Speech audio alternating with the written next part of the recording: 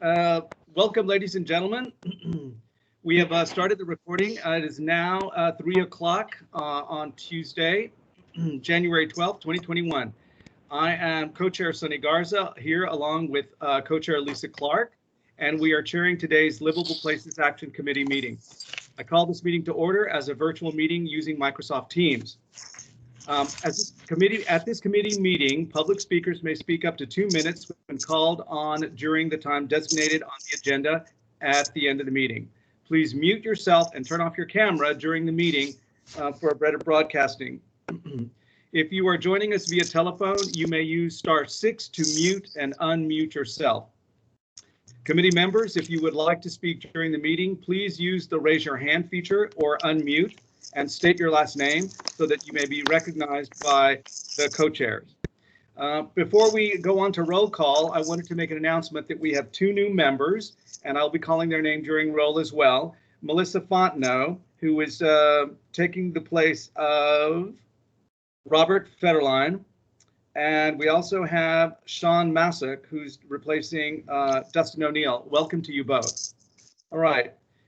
Having said that, I will now call the roll.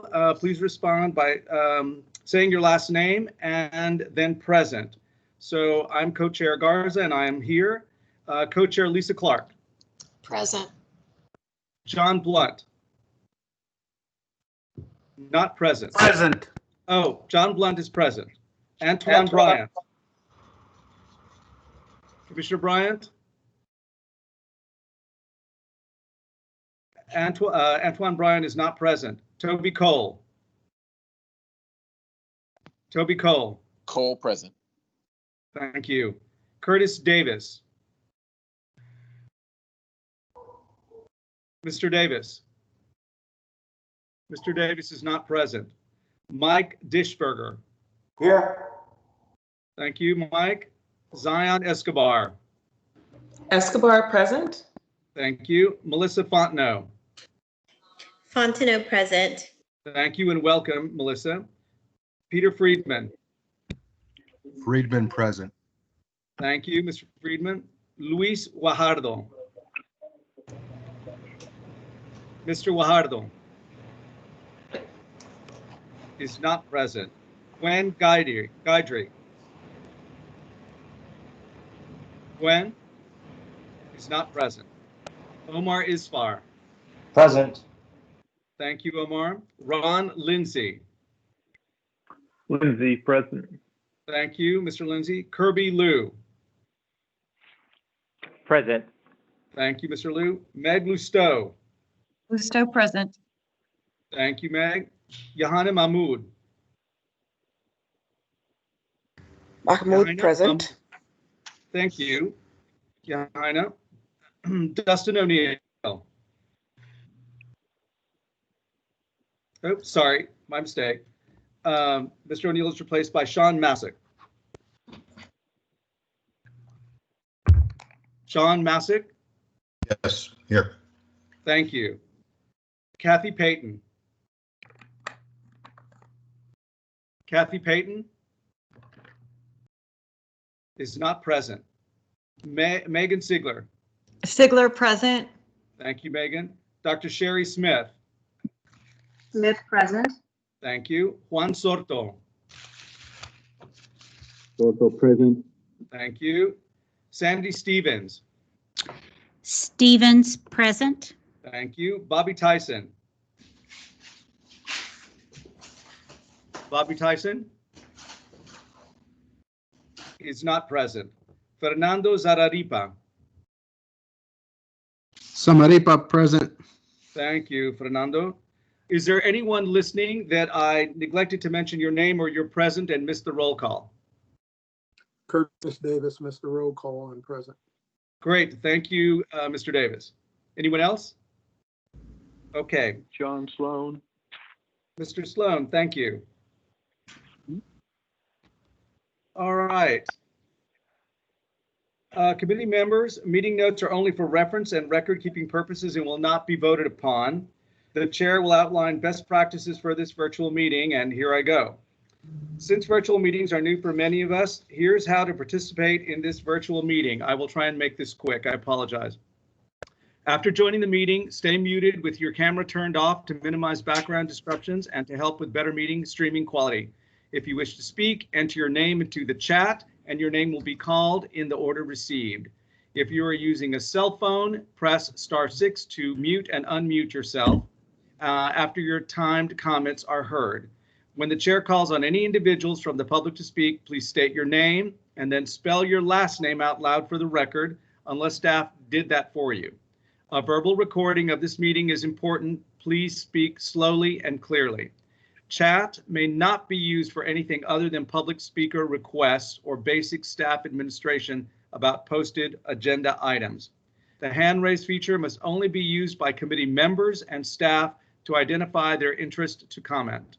Public comments will be heard verbally at the time designated on the agenda at the end of the meeting. And please disconnect or hang up all devices right after the chair adjourns the meeting. All right. Let me see here.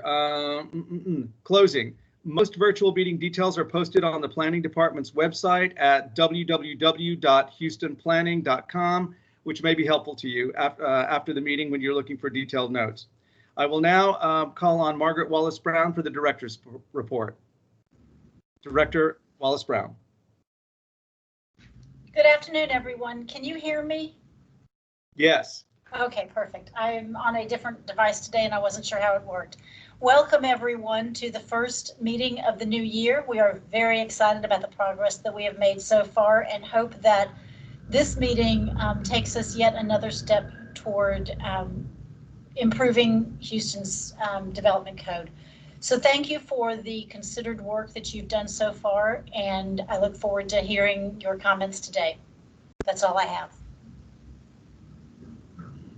Thank you so much, Director Wallace-Brown. All right, we will now go over to Savita Bandy, who will start our meeting. Savita. I'm sorry, I do have one more thing. Go right ahead. I'm sorry, chairs. Did you announce that we have some council members in the audience? Oh, with I us? did not. I did Okay. not. I saw council. Looking at the list of participants, it appears that we have Sally Alcorn's office here. Hi, I'm Thank here you so too. much. It's Sally. Thanks for having me. Thank you for coming, council member. I think that is the only council member in the office in the meeting. So thank you. All right. Well, Co-Chair Clark and I run a pretty loose meeting. So if you're out there and you're on council, please recognize yourself for us. All right. I think we're good then. We can continue. Savita, Chair, Ms. Bandy, are you ready? just a moment. This is Tammy Williams and staff. Luis Guajardo is now present also. He posted in the chat. Oh, good. Thank you. So Luis Guajardo is present as well. All right. Thank you, Tammy. All right. So we'll now go over to Savita Bandy. Thank you, Chair Garza. And good afternoon, everyone. I'm Savita Bandy, Planning Department staff, and I want to wish you all a very happy new year. So for today's agenda, can we go to the agenda slide, please? So this is the agenda for today's meeting.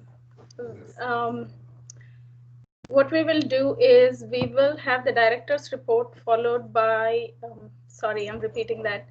The agenda for today is to do a quick recap of what we heard last meeting. During the last meeting, we presented the buffering ordinance regulations, and because it's more than 4 weeks now that we presented that, I just wanted to do a quick recap, followed by the public engagement outcome, and then the site visit summary. We also conducted some research of other cities. We want to present that, followed by residential buffering concerns, and then establishing consensus on what are the issues we want this committee to tackle. After that, we will have the homework activity and followed by the public comments. So that is the agenda for today. Next slide, please. This is the project schedule timeline so far. This is the 5th meeting. And as I just presented in the agenda, we are going to handle and look at all the public input we received, the site visit studies that we have done. Next slide, please. So as part of the recap, what is residential buffering? So residential buffering means the mitigation measures provided to minimize the effect of high density structures while developing non-residential uses adjacent to single family residential developments. We'll go through the regulations in next slide. In 2011, city introduced residential buffering ordinance with 3 different standards: garage screening standards, lighting fixture standards, and physical separation distance, also referred to as buffer standards. These regulations apply to all abutting developments proposing non-residential immediately adjacent to single family residential. Now someone may ask, what is an abutting development? So abutting development is, according to the ordinance, it should be any development that is not single family residential use and not restricted to single family, and it must be directly abutting or within 30 feet of property that is used or restricted to single family residential development. I think we are getting some feedback. I request everyone to turn off their microphones, please. Thank you.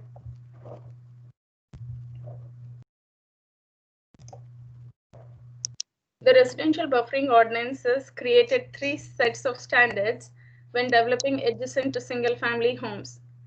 Like I mentioned, the three sets of standards are residential buffering standards, garage screening standards, and lighting fixture standards. And for a development to comply with garage screening standards and lighting fixture standards, it should be an abutting development. But for the physical separation to apply, not only does it have to be a residential abutting development, but it also have to meet certain criteria. And there are 5 criteria that it has to meet other than being an abutting development. It has to be 75 feet tall up to the finished habitable floor. It should only abut or take access from local or collector streets. The property should be surrounded by majority of lots that are sized 3,500 square feet or larger. 60% of the length of the property has to have lots larger than 3,500 square feet, and it should be outside of the major activity centers. Along with the residential buffering ordinance, 8 major activity centers, also referred to as MACs, were created. As you can see on the screen, the map shows all the location of all the 8 major activity centers. And these were introduced as pilot areas where residential buffering ordinance does not apply. The reason these areas were created is because they have high density mixed use developments and have potential to become further busy urban centers with less than 3% single family residential development and adjacent to freeways or transit corridor streets. Ordinance also provides a provision for more areas to become major activity centers, and there is a process defined in the ordinance. Next slide, please. So here on the screen, you can see a matrix that I prepared for easy understanding of when buffering applies. When I say buffering, I mean physical separation applies, the garage screening applies, and when the cutoff lighting applies. This is very simple presentation of what the ordinance language says, but for further details, always refer to the ordinance. Next slide, please. This slide here is a 1-page summary of the buffering ordinance, again with some details and information and references to the ordinance itself. This has been posted on the website for anybody who wants to take a quick look at what the ordinance says. Any questions so far? This is my recap portion, and we will quickly jump to the next agenda if there are no questions.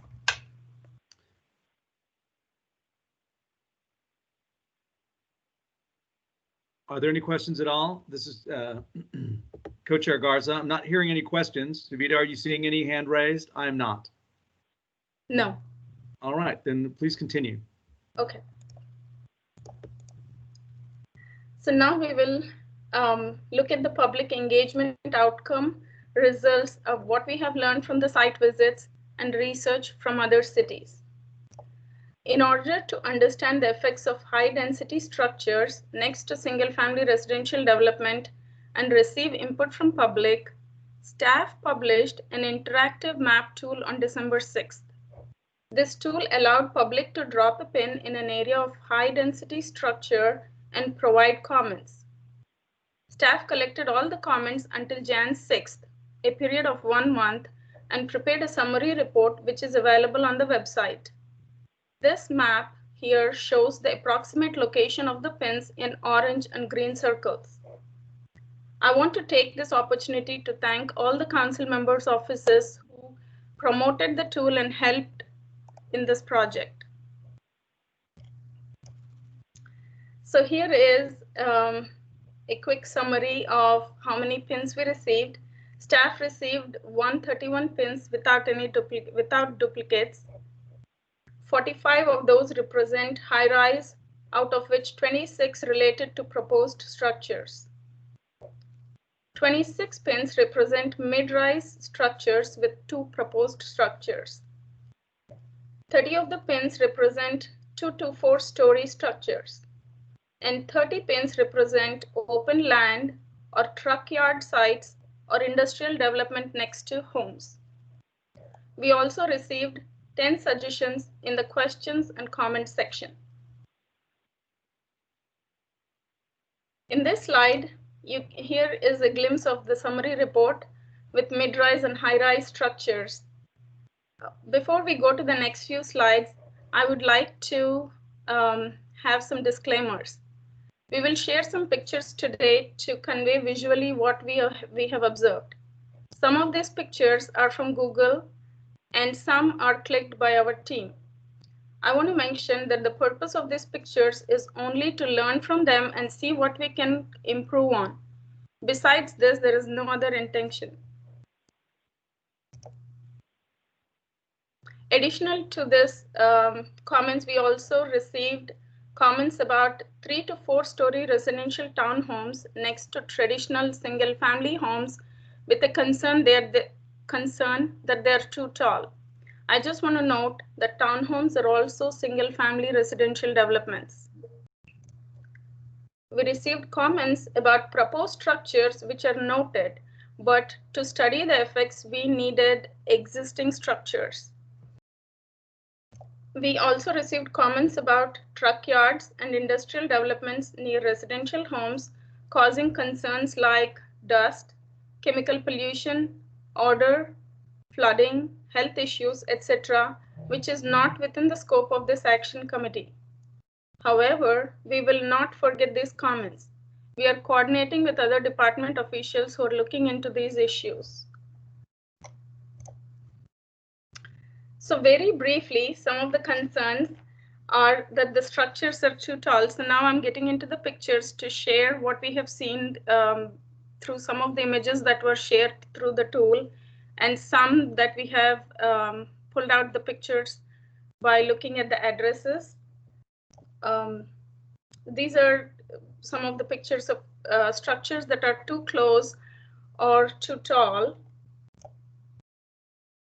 Excessive noise from exhaust fans and HVAC equipment, light shining from the buildings, access from narrow streets, visitor parking needs was not considered during planning, removal of trees, wind tunnel effect, no landscape or lack of maintenance, flooding, lost sense of privacy, increased traffic, blocked sunlight, affects value of homes, no proper provision of dumpsters, leading them to be left on the streets, and lack of green space to socialize or walk dogs.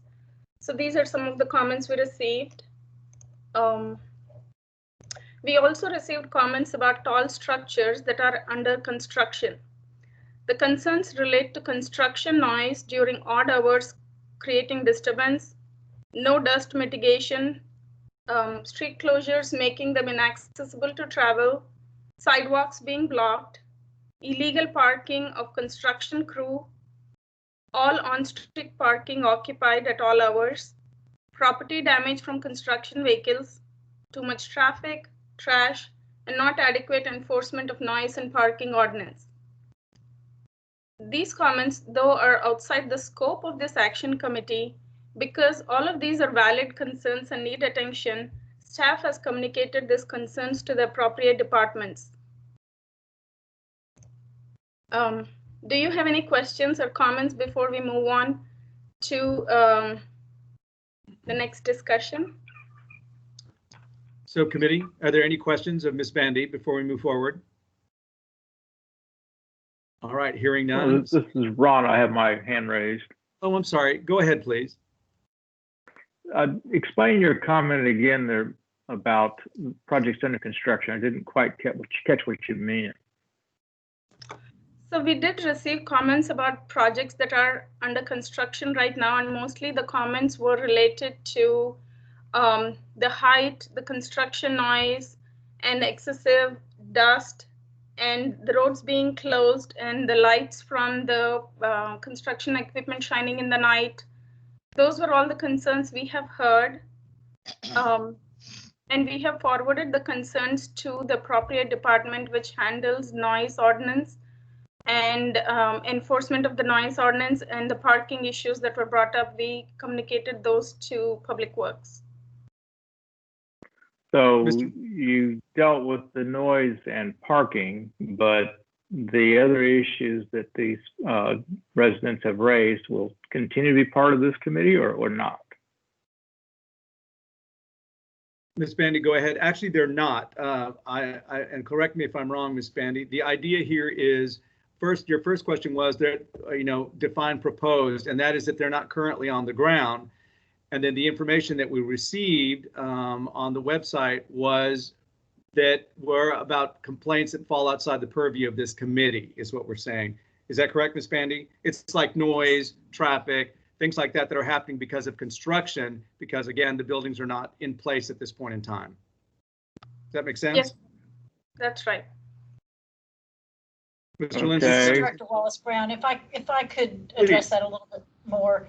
The Public Works, the Houston Public Works is the department that manages the construction permitting as it relates to closing sidewalks or protecting pedestrians and keeping mobility going during construction of high rises.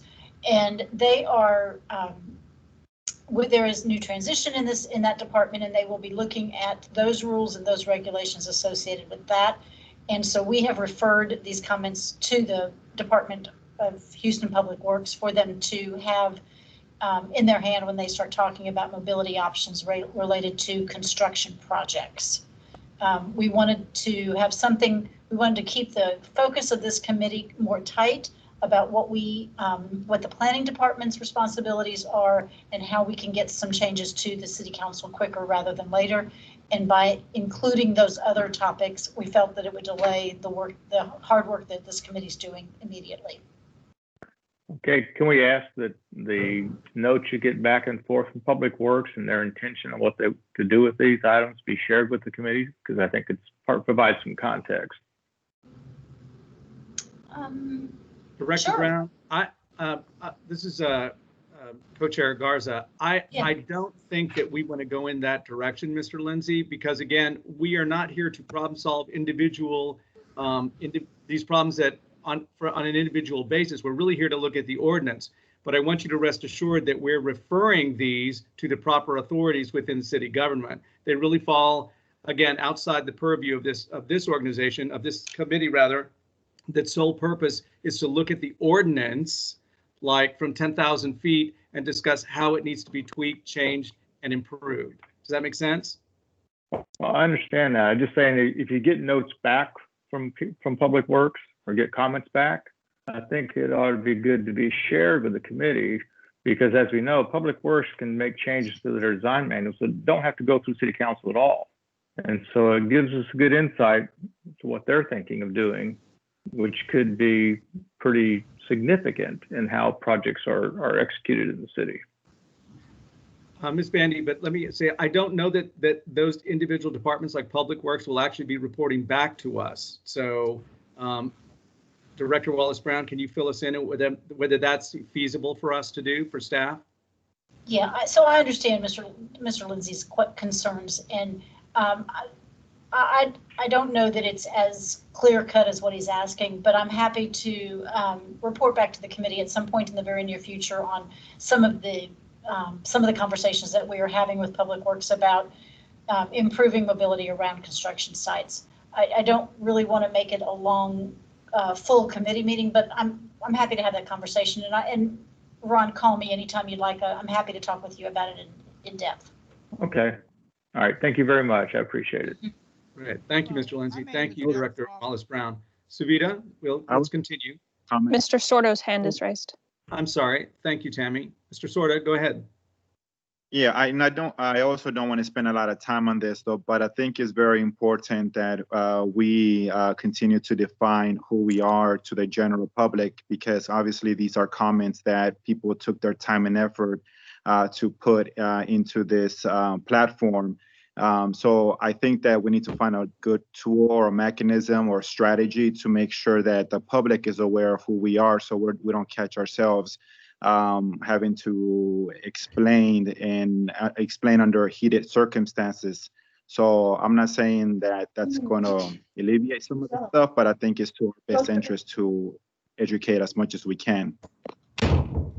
All right, thank you. Mr. Davis, your hand is raised. Yeah, yes. One suggestion relative to this.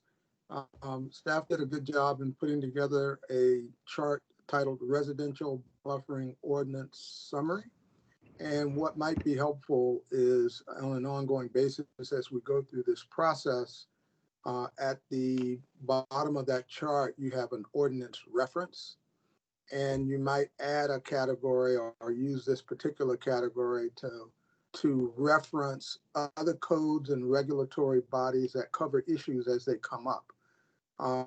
Because I think most of us see the city as a whole. The ordinance itself is dealing with one facet, and the public and just, well, we all kind of see the city as a whole. Get connected to the world today with the Houston Let Public someone else Library. turn Mr. their Davis, wait a microphone second. off. Mr. Davis, a moment. Thanks. If you've not muted, That's not please me. mute. And I'll also take this opportunity to remind those that are listening in that the hand raised is for committee members. The public will be allowed for public input at the end of the meeting. Go ahead, sir.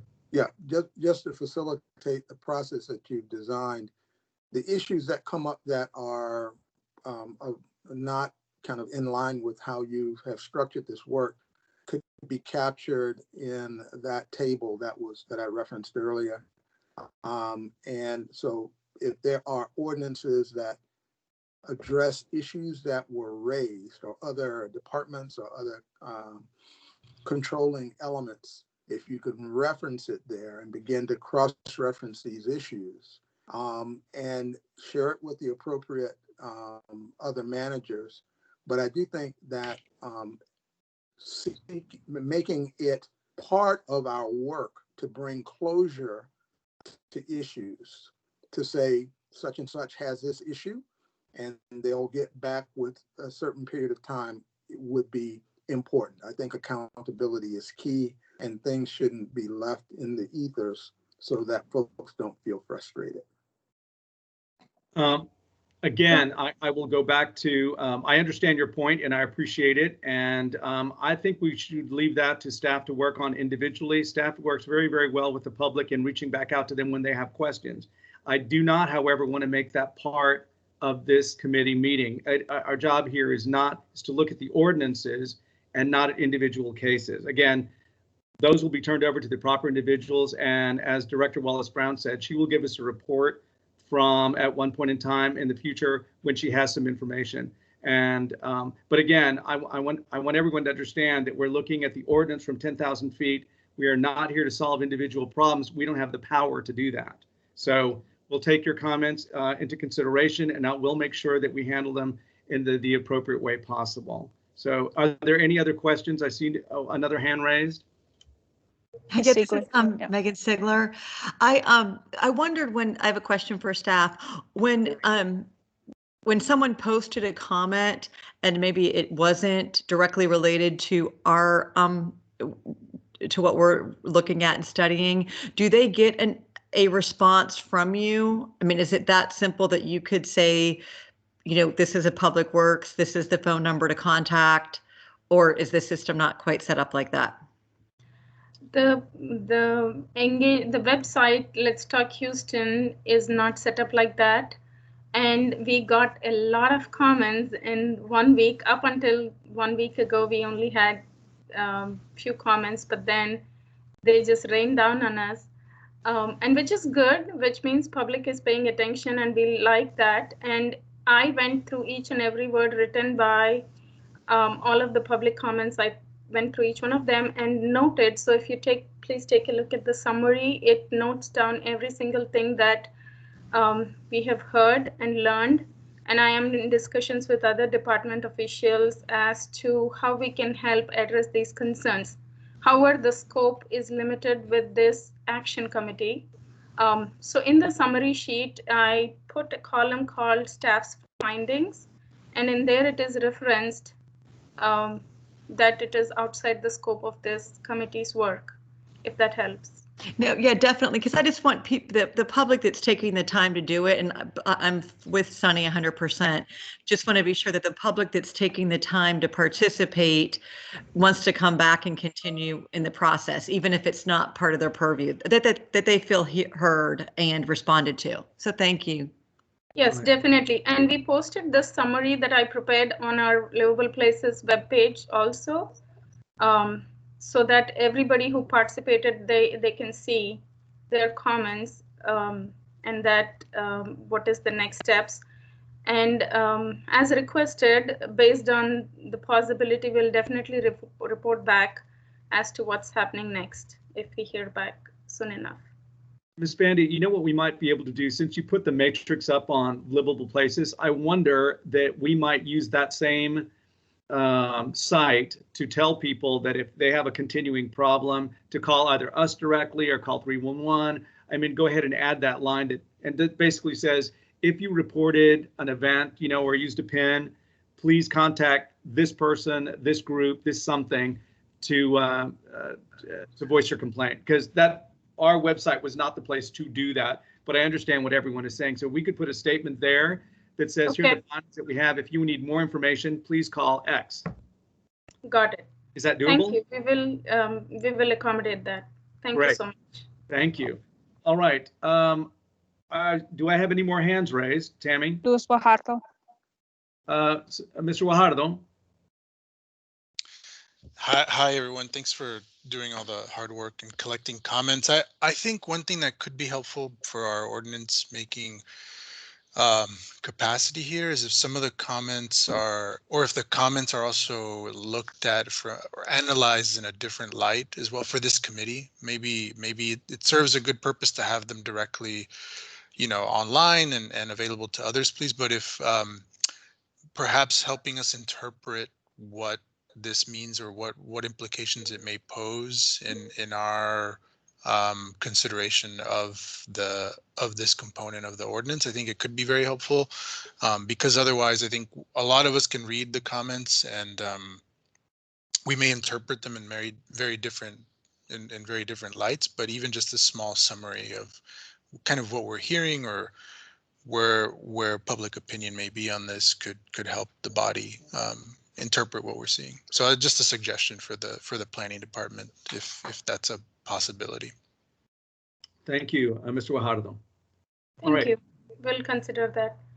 Is there anyone else? I don't see any hands raised.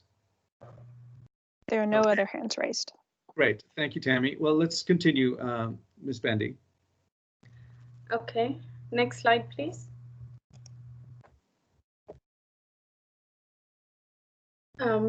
We heard what public said, and we also conducted about 40 site visits. So we were intentional in selecting these sites. We visited some sites mentioned in the map tool, but we also visited many others. The criteria used in selecting, making the selection was we looked for high-rise and mid-rise structures next to not only traditional single-family homes, but also next to townhomes, apartment buildings, condominium buildings, and small-scale multifamily structures. We also looked at garage structures with residential across the street, looked at some commercial buildings and hotels next to residential developments as well. So we studied about 40 sites.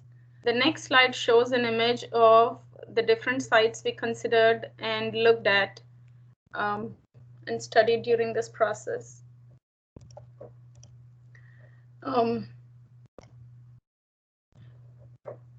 Next slide, please. So the site visits were conducted in daytime and some at night. Next slide. On an average, the structures are located anywhere from 5 feet to 20 feet from the adjacent residential developments. Sometimes trees are provided, which helps in creating a softscape and shield some light. Garage lights and lighting fixtures shine onto the adjacent property is what we noticed. Not all developments used cutoff lighting fixtures. Some avoid having lights or fenestrations on the sites abutting the residential development, as you can see in the pictures. Garage lights and light fixtures shine onto the adjacent property. And as you can see in this image, there are some developments which use the cutoff lighting, but not all of them. And so there is some impact onto the adjacent developments. Garage screening is not provided in some cases, and when provided, it is sometimes not adequate. Few developments have enclosed the mechanical equipment and screened or enclosed the dumpsters, but it is not a requirement currently in the ordinance. So the developments that have done it, they have done it by choice. Most of the adjacent residential lot sizes are smaller than 3,500 square feet, with many situations where they are townhome developments. Noise from the equipment is heard on some instances. Dual frontage is an added advantage on certain project sites, but not all developments used it to distance from the adjacent residential development. So these are some of the findings that we have analyzed after visiting the sites and looking at some of the sites that were brought to our attention. Any questions before we move on to the research from other cities? Mr. Liu has his hand raised. Tammy? Mr. Liu, Kirby Liu. Mr. Liu? Mr. Liu, you might be muted. Hi, sorry that it takes a moment to unmute myself with the *6. Fine, go right ahead, sir. Actually, I may be jumping ahead a little bit, but when you were flashing the ordinance summary and it was sort of focused on sort of collector streets versus major transit corridors, I was thinking, and just from research that I've done previously in other cities, and in New York, for example, the heights of the buildings were sort of, and then the setbacks were sort of set by the width of the street it was actually on. And the reason I have a concern about this is because there are certain areas in town, for example, Edo, where the streets are very wide and can accommodate more traffic, but may not be a quote-unquote thoroughfare right now, but doesn't mean that it won't be a major thoroughfare in the future. So it seems like if there was more of like objective way of identifying what is a thoroughfare or what is not a major collector street and things like that, it'll help, set a more kind of. Oops.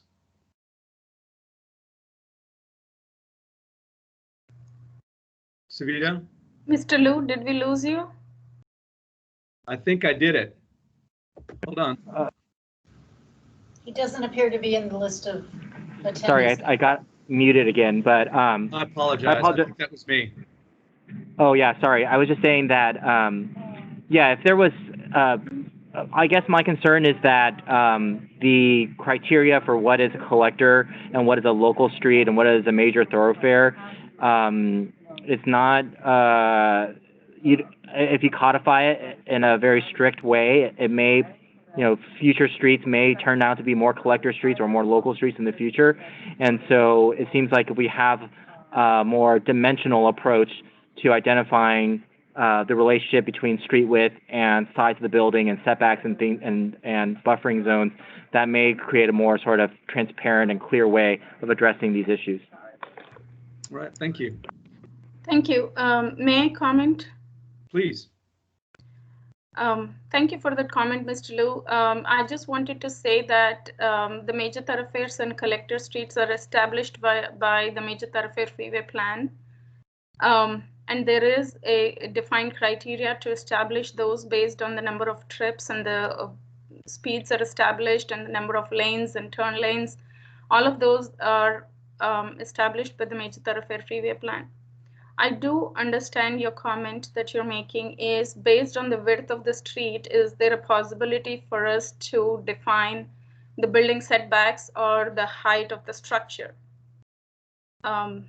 That will be committee's consideration as we move through the process of amendments to see if that is the right way to do it. I don't know the answer, but we'll figure it out. Right. Thank you. Right.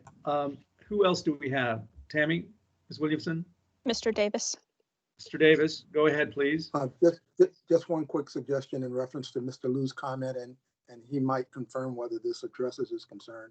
Right of way can be defined in terms of just the distance, and the question, and that's and I think the distance is the issue that he's primarily referring to, and whether or not we could use the right of way as a reference point, because in turn, property impacts and setbacks are from the property line. So there's one governing feature of a standard in an ordinance that talks about setbacks from property lines. And then in terms of the property line to property line issues, if there is to talk about right of way rather than defining the roadway and talk about right of way width, would that be an approach that would address Mr. Liu's concern?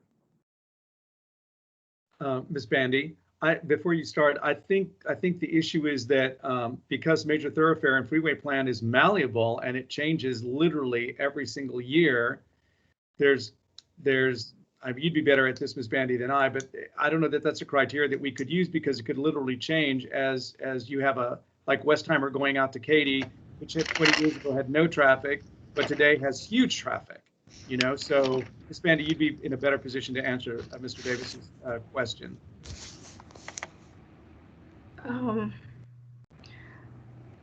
Yes, every year major thoroughfare freeway plan amendments are done, and based on the number of trips and the demand, the amendments are made to change certain streets from collectors to major thoroughfare.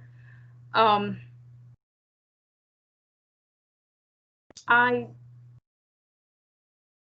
would say that we should take that into consideration without question, but I don't think that it sounds like an easy solution, but I don't think it would actually work the way that we think it might.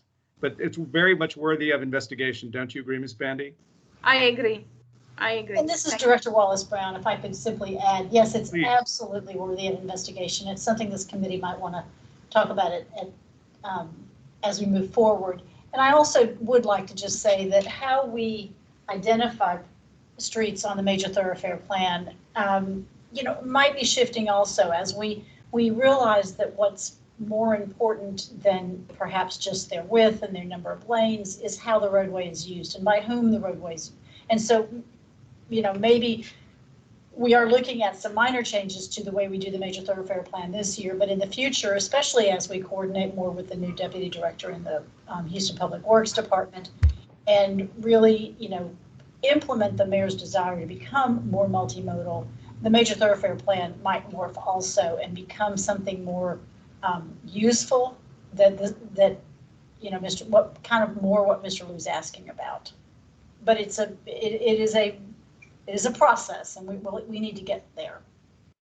Right, thank you. I think these are all very interesting comments and all pushing us in the direction that I believe all of us want to go, which is more useful documents, more better information, and better data on which to make decisions.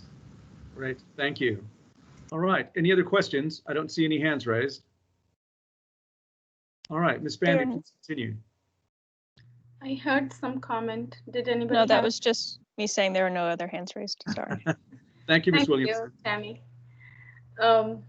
Okay, so moving on to the next item on the agenda, which is research from other cities. So for research from other cities, we studied 6 cities. They're Austin, Dallas, Los Angeles, Charlotte, Chicago, and Denver. The purpose of this research was to find out what other cities do when non-residential developments abut residential developments. We looked for standards related to buffering distance, screening, lighting fixture requirements, and noise-related regulations, as well as shielding and enclosing the mechanical equipment. Due to zoning in these other cities, they do not have the same challenge Houston does. Mostly these cities have landscape buffer requirements in the instances of non-compatible development. Almost all cities have requirements related to lighting and visual screening, visually screening the non-residential uses. For further details, I request Mushane to take over the presentation from here, as she has analyzed these cities very closely, and she is going to share them with us, breaking them by these different categories. So over to Mushane, please. Good afternoon, committee members. This is Muxian Fang with Planning and Development Department. Happy New Year to you all. In the following session, we would like to have the committee form a consensus on what we try to accomplish by revisiting the residential buffer ordinance. Then we will go over our findings from the site visits and research on other US cities, as well as the potential ordinance amendment options, and get the committee's feedback on these potential options if the time allows. Next slide, please. Committee members, as we all know, Houston is a unique city. On the one hand, for many reasons. On the one hand, Houston is one of the fastest growing cities in the United States.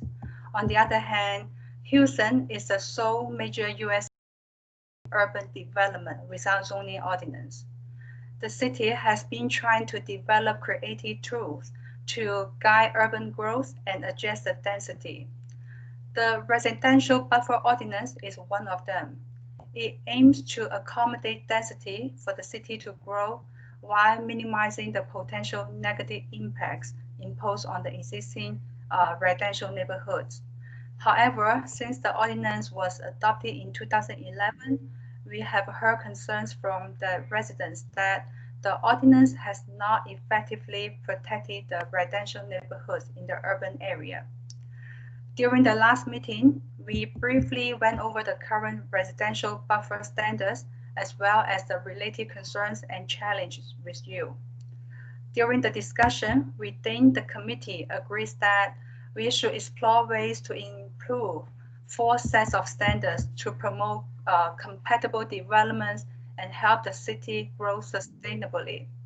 The 4 sets of standards are physical separation standards for incompatible developments, garage screening standards, lighting fixture standards, and noise control standards. Do we capture it correctly? Ladies and gentlemen, is there commentary about that? Is there anything that we missed? Thank you, Mushan. So we're basically talking about separation, building to building, garage screening for lighting, lighting fixture standards, and those are on the ground and on the building itself, and then noise control. But let me go so far as to say the noise control that we're talking about is physical plant on the property, trucks, solid waste trucks and that sort of thing. Obviously things that ordinances can control, but everything outside of that would be outside our purview. So I see a hand raised. Mr. Davis is first. Mr. Davis? Just a quick one, landscaping and buffering. I'm sorry, would you repeat that? I'm sorry. Landscaping and buffering, or landscape buffering as a topic. Yeah, that is part of within the physical separation standards. Okay, and so that would include Yeah, elements within the physical environment. Okay, great, thanks. Ms. Williamson? Dr. Sherry Smith? Dr. Smith? Yes, I just wanted to confirm if the conversation about its buildings presence on major versus side streets, is that fall under number 1 as well, physical separation standards? Yes, we will explore the details, yeah, within this category. All right. All right, anyone else? I have no other hands raised. All right, thank you, Ms. Williamson. All right, Shan, let's continue. Sure, thank you. Devin, please go to, this slide.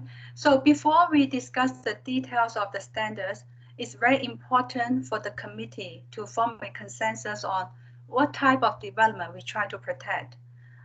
The answer for this question will impact how we will develop the ordinance amendment options. The main intent of the current ordinance is to protect traditional single-family residential homes constructed on lots larger than 3,500 square feet. We believe the committee agrees that this type of development should be protected.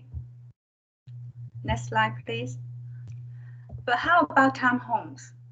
As the city is getting denser and denser, we have seen more and more townhomes constructed in the urban area. Most of these townhomes are constructed on lots less than 2,000 square feet. Some of them are 2 stories, like the ones on the left. Some of them are 3 to 4 stories, like the one on the right. Since their lot size are smaller than 3,500 square feet, they are not protected by the current ordinance. Should these townhomes be protected? And should we treat the 2-story townhomes the same as 3 or 4-story townhomes, or they should be treated differently? Go back to the last slide, please. So we need the committee members give us some thoughts about the townhomes. So, Ms. Williamson, I see some hands raised. Megan Sigler had her hand up at the beginning and then lowered it, and then the other one is a guest. Megan, did you first? Yes, I did lower it because when we were talking about I wanted to ask about townhomes, so she was already covered it. Thank you. And there we are. Okay. And just a reminder for those of you who are not on the subcommittee, the hand raising is for those who are members of the subcommittee. There will be an opportunity for public comment at the end of the meeting. Thank you. So the discussion, ladies and gentlemen, is that currently, and Mushan, please correct me if I'm wrong, currently, it sounds as though the ordinance was written specifically to protect single-family dwellings, but did not consider townhomes, condos, or even apartment developments. The bias was towards single-family, and as we become more dense, to insert my opinion, it seems to me that all single-family, whether it's a single home or a townhome or any kind of development, should at least be protected from lighting, intrusive lighting, and noise pollution at the very, very least. I don't know about distancing. You have opportunities here that the one on the left shows you that it fully falls within the ordinance as it is today, and that's fine. But the best we can do as we get more dense, the best we can do is protect the smaller units, which may eventually go down and be replaced with protection from lighting and noise. At least that was kind of the discussion we were having internally. So who needs to speak at this point? Tammy? Next is Ron Lindsay. Mr. Lindsay, go ahead, please. All right, so the reason we went with the single family, and I was involved in that ordinance when it was being considered, was the idea that somebody who lived there did not expect there to be density around them when they bought their home. If you start expanding this to cover people who are in high density townhomes and multi-story townhomes, that premise is no longer true. They knew there was going to be density. They bought a dense home. So I think we have to be very careful about saying, well, now we just need to include all homes because people live in them and they need to be protected. In terms of things like noise and light, I have some sympathy for saying, well, there ought not be light pollution, there ought not be noise pollution, regardless of adjacency. So I understand that, but I don't want to start saying there's an equivalency between what we originally tried to have the ordinance do, that is protect existing people who did not expect density, and then morph that into a much broader audience, because then those distinctions of, whether it's just noise and light starts to get lost. All right, thank you. Who's next? Mike Disberger. Mr. Ditchberger, go ahead. Hi, how you doing? I'm great, sir. Thank you. First of all, we need to be really clear on what a townhome is. The picture on the left, that is a true townhome. A townhome is an attached product. On the right, those are single family homes because they're not attached. So townhome is used by everybody as just as a thing because they're on smaller lots. To me, these are all single family homes on a separate lot. They should be protected just like the homes are protected. Maybe there might be some smaller variations. I know some cities, I'm doing a project in Bel Air now where they actually had us put townhomes between the single family and commercial because it was much better than having this big old tall office building next to the residential. But I do think the townhomes, they are single family. The size and square footage are comparable to the homes around them, the ones we're showing in your pictures. But be careful about the terminology because it does make a difference. But I do think they are single family, and I would definitely want to see some protections for them also. If I could, so according to Chapter 42, both townhomes on the screen, they are single-family residential homes.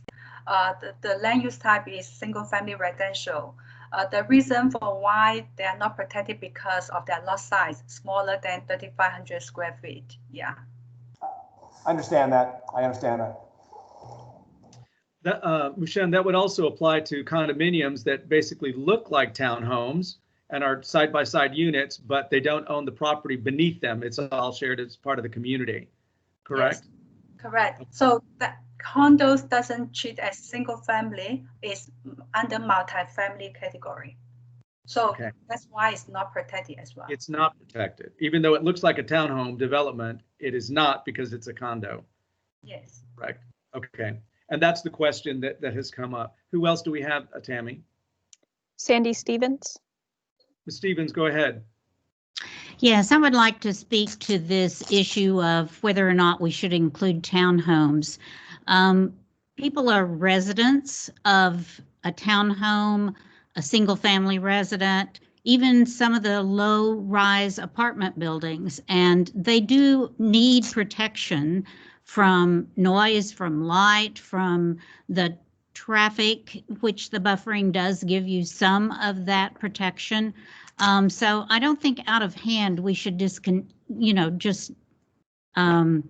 not consider townhomes. I think it's really important that they be a part of this discussion. Residential homes, whatever the type might be, even fourplexes that are basically rental apartments. What's happened is that the city has continued to encourage denser development. And so many times people moved into neighborhoods, into a townhome, expecting it to be a townhome, single-family residential neighborhood. And suddenly, perhaps not suddenly, but gradually over time, we've seen high-rises coming into these areas that no one ever expected a 36-story high-rise to go in across the street from them. And that brings with it a lot of fallout, as you can well imagine. So we need to be proactive for residents, and I would say all residents. And maybe we're going to have to look at something more like height restrictions and in relation to which residents we're going to be protecting. Right. Thank you. Who's next, Tammy? Curtis Davis. Mr. Davis. Yeah, I think Mr. Lindsay raised a very good point at the beginning, and and developing a consensus on what we envision the ordinance conceptually to be doing. That is, if we are trying to protect the interest of the single family home as we understand it in terms of its character, that's one thing. If we're trying to protect a residential environment at a certain scale, and we are talking about mitigating adverse impacts, that's another. And a third approach and a third way of thinking about it is a design intent. That is, as we provide greater density, what is the gradient, if you will, of scalar impacts? That is, impacts of height, impacts of density, impacts of light that are allowed under various densities of housing. I think those three ways of looking at it are all appropriate, but it's very easy to get confused and for them to cross back and forth. There's always a confusion between ownership type and architectural type. And a particular architectural type might have multiple ownership options within it. So as we go through this ordinance, as we talk about this, I think we need to be rigorous about clarity around these issues. I think Mr. Lindsay's point is really great, and the last point that was made are really great because they deal with public interest from the point of view of property interest. But when we talk about the shared interest of the city and the quality of the city, that's another concern. So I think those distinctions, as staff goes through it, we can kind of make a little coda point of saying this is what we're trying to do. And Mushang, you've been doing a great job in laying this out and graphically illustrating the examples to help bring these points out. Thank you, Mr. Davis. Who's next? Meg Lusto. Meg Lusto, go right ahead, please. Thank you. I completely agree with what Mr. Davis just said. And as a resident of Midtown, in my little neighborhood, it would be very intrusive if a 10-story building or a 20 or 30-story building were to go up. I think the impacts would be just the same as if we lived in single-family homes. If you've got a building like the one in this picture on the left, 5 feet away from your bedroom window, that's going to be a very adverse impact. So I can certainly understand that the original intent or what was originally contemplated was only single family homes. I'm sure there are lots of reasons that it made sense to limit the discussion at that point or the ordinance at that point to single family separated dwellings. But I hope that we can at least consider expanding what we are involving or contemplating in this ordinance so that the many neighborhoods where there has been a densification in the form of townhouses will still offer those people who bought into those neighborhoods some kind of protection. And lastly, I just want to point out that I am very pro-density. There are lots of ways to achieve density. I think what we're talking about here is allowing development to occur densely, but just in a way that is very respectful and sensitive to existing investments and existing fabric. Thank you. Who's next? There are no other hands raised. All right. Mushen? Okay, thank you. These are all good comments. We will definitely incorporate those when we develop the more detailed options. Next slide, please, Devon. So some of our committee members already mentioned about triplex or quadplex. The building on the screen looks like a traditional single-family home. However, it's a quadplex. According to the land use classification, it's a multi-family development. Therefore, it's not protected by the current ordinance. Should the triplex, quadplex be protected?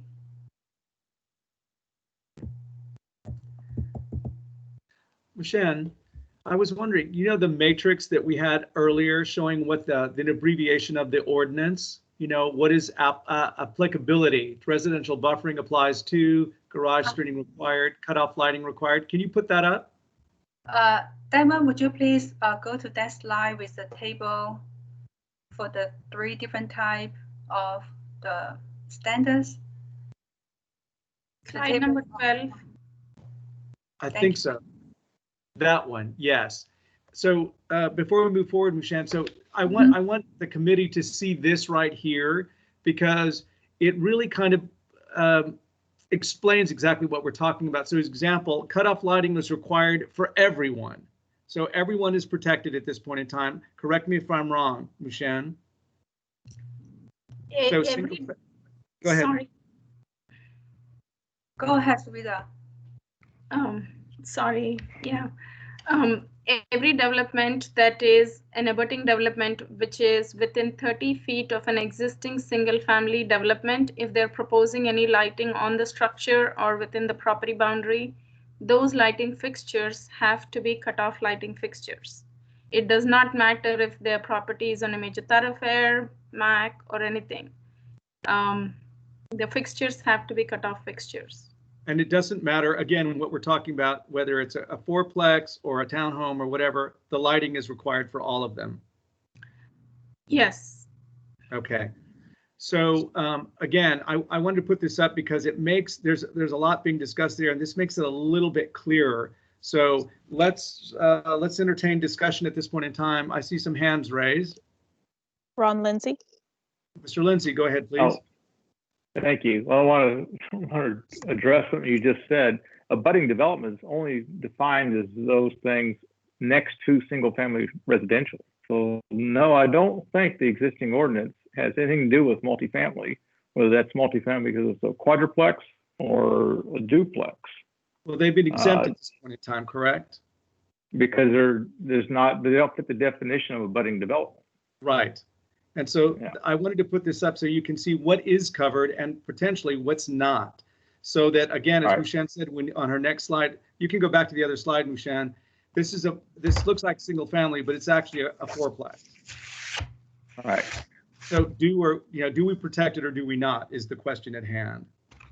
So you also talk about like what type of protection, like the lighting, garage screening, or the distance separation. We need to think about the different type of protection as well. Yes. Yes. So my understanding of the current ordinance is no, that residential structure on the right would not be protected because it is not an abutting development because it's not single family. So the ordinance does not apply to it at all. Yes, the buffer ordinance does not apply. Yeah. So the question is, should it? That's the question that we're talking about today. It does not apply. Should it apply? Yeah. Thank you. Well, again, as I said earlier, to me the concern is not to blur the line between why we originally had a residential buffering ordinance. That was to protect existing structures in neighborhoods where people would not otherwise expect high density development.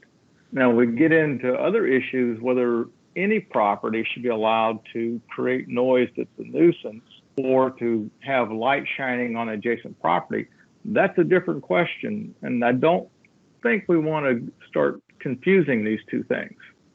So I think while the committee certainly needs to look at these issues, I don't know that it goes into the buffering ordinance. It may go someplace else, but because we don't want to blur the line. We are protecting existing single family in an area where high density was not expected. All right. Well, I will counter that as the city gets more and more dense, the question is, does the ordinance need to be tweaked or changed because the city is changing? And so that's really the reason for this subcommittee is to discuss what the ordinance look like today and does it serve the community as a whole or does it need to be changed? So I appreciate your point. It's well taken. And we'll just go on with some other, we'll take all of that into consideration as we move forward. Thank you. Tammy, who's next? Curtis Davis. Mr. Davis. Yes, I understand Mr. Lindsay's point, and I understand the rationale, and I think the question of whether or not this ordinance should remain narrowly focused is a question. But in answering your specific question, Mr. Gaza, I would say that the example that's being illustrated, and particularly historic examples in the city that match this building type, the quads and the triplexes and the duplexes, should all be included in the ordinance. Now, if the concern of confusion exists that somehow that would water down the effectiveness of the existing ordinance, I just want to be clear that we understood that, and maybe staff could look at that and determine whether it would or not, or whether there's a subsection of the ordinance that could be expressed in tabular form, like you pointed to, Mr. Gaza. That would be very helpful for everyone we don't have to be too laborious about our discussions. But I think that there is a unique reason beyond property ownership interests that said this housing type, because this could be a rental, this could be condo, this could be ownership, it could be all of that, should be treated differently than the environmental conditions created for this use and at this scale. So my opinion is that the height, that limit that you've addressed in that table, 50 foot and below, and this form, quads, triplexes, duplexes, this could be aggregated in a courtyard form. So there are multiple buildings like this in the courtyard form. All of that should be considered in the ordinance. And if there's some unique issue that undermines the unique interest of the single family home, then let's have that discussion and determine whether there should be separate ordinances or separate provisions. Thank you. All right, anyone else? There are no other hands raised. I'm sorry, no others? All right, Shan, go ahead, please. Thank you. So Devin, go to next slide, please. So we already touched about this. We also have different type of residential development like condos. On the picture, the buildings.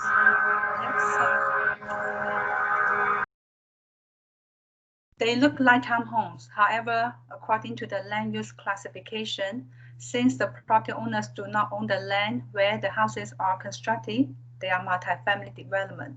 Therefore, they are not protected by the current ordinance. Again, so the question is whether we should, like the ordinance amendment should protect the condos. And what I heard from the committee discussion is that it looks like the committee agree like all these different type of development should be protected by maybe lighting, garage screening is a noise control, certain noise control, but the committee members do not have a consensus, or maybe because it's so complicated, we need more time to do the research regarding the distance separation. I will go into more details about that shortly.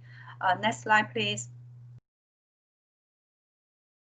Also, apartments. So as we could see in the urban area, there are many 1 to 2 story apartments existing for decades, like the one on the left.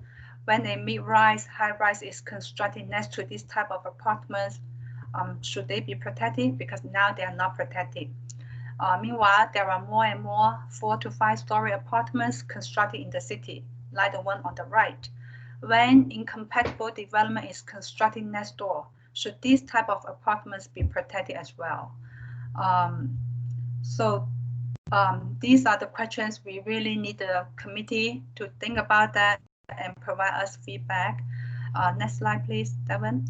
And here we want to ask the committee, how should we define incompatible development? And we already heard the committee mention about it's a very great point. It's really regarding what do we think about is protect the residential development in certain scale, or based on the ownership type or the architectural style, the design type. So how do we define incompatible development? That is really important for us to develop the amendment options. Thank you, Michelle. All right, questions, comments? Mr. Lindsay. Well, that last picture raised an interesting point. That's the project there on Wesleyan and Alabama. And as you see next to it, one of the units in the condo project was rebuilt. The slide before this one.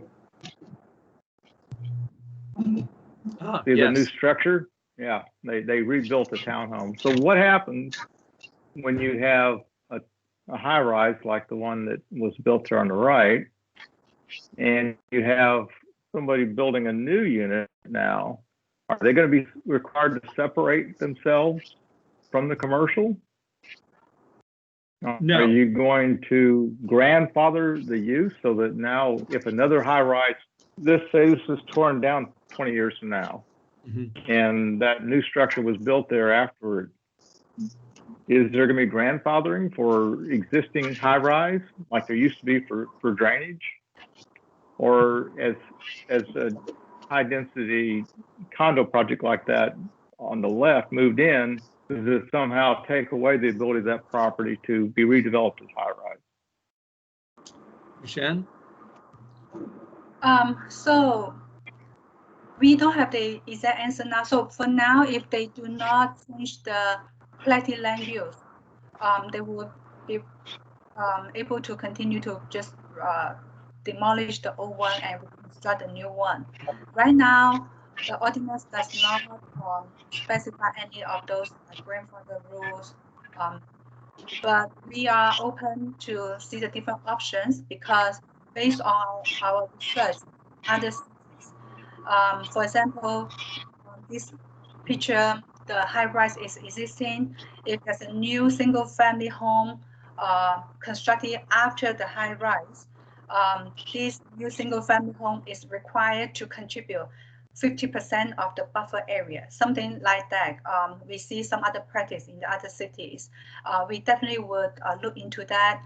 Definitely is a valid point because if the single-family home comes after the high-density development, they already know about the existing condition.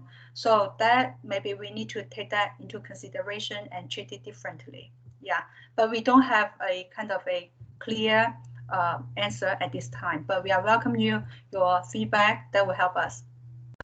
So, ladies and gentlemen, I'm sorry, Mr. Lindsay. I just said thank you. Oh, okay, sorry. So no, here's the situation. This is a great slide. So you can see the parking on the right.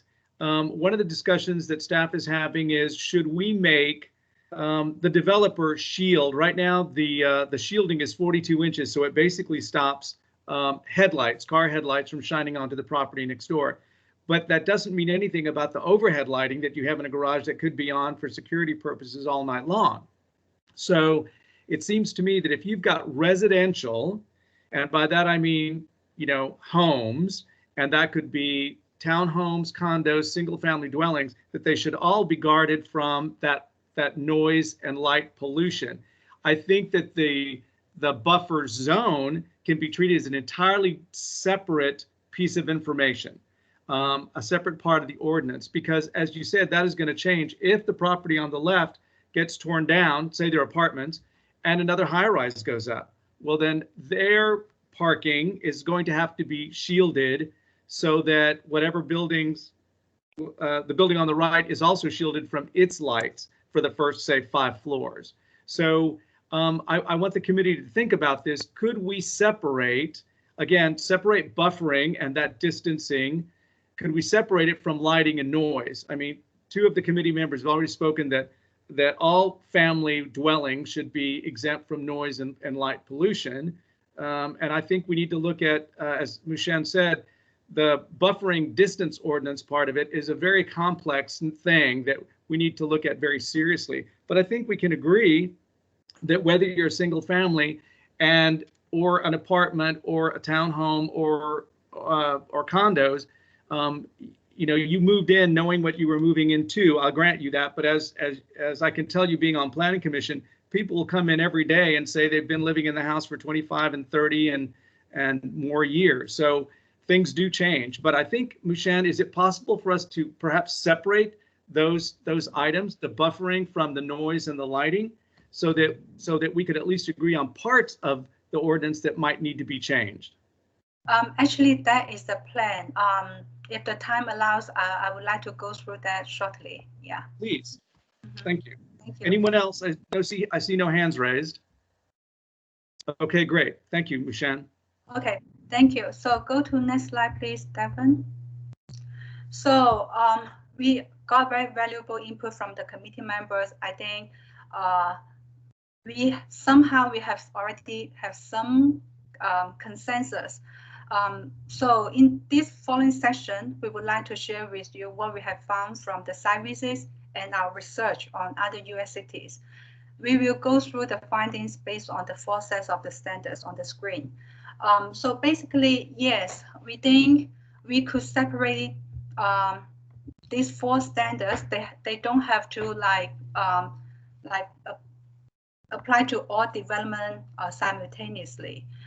We have to kind of think about it.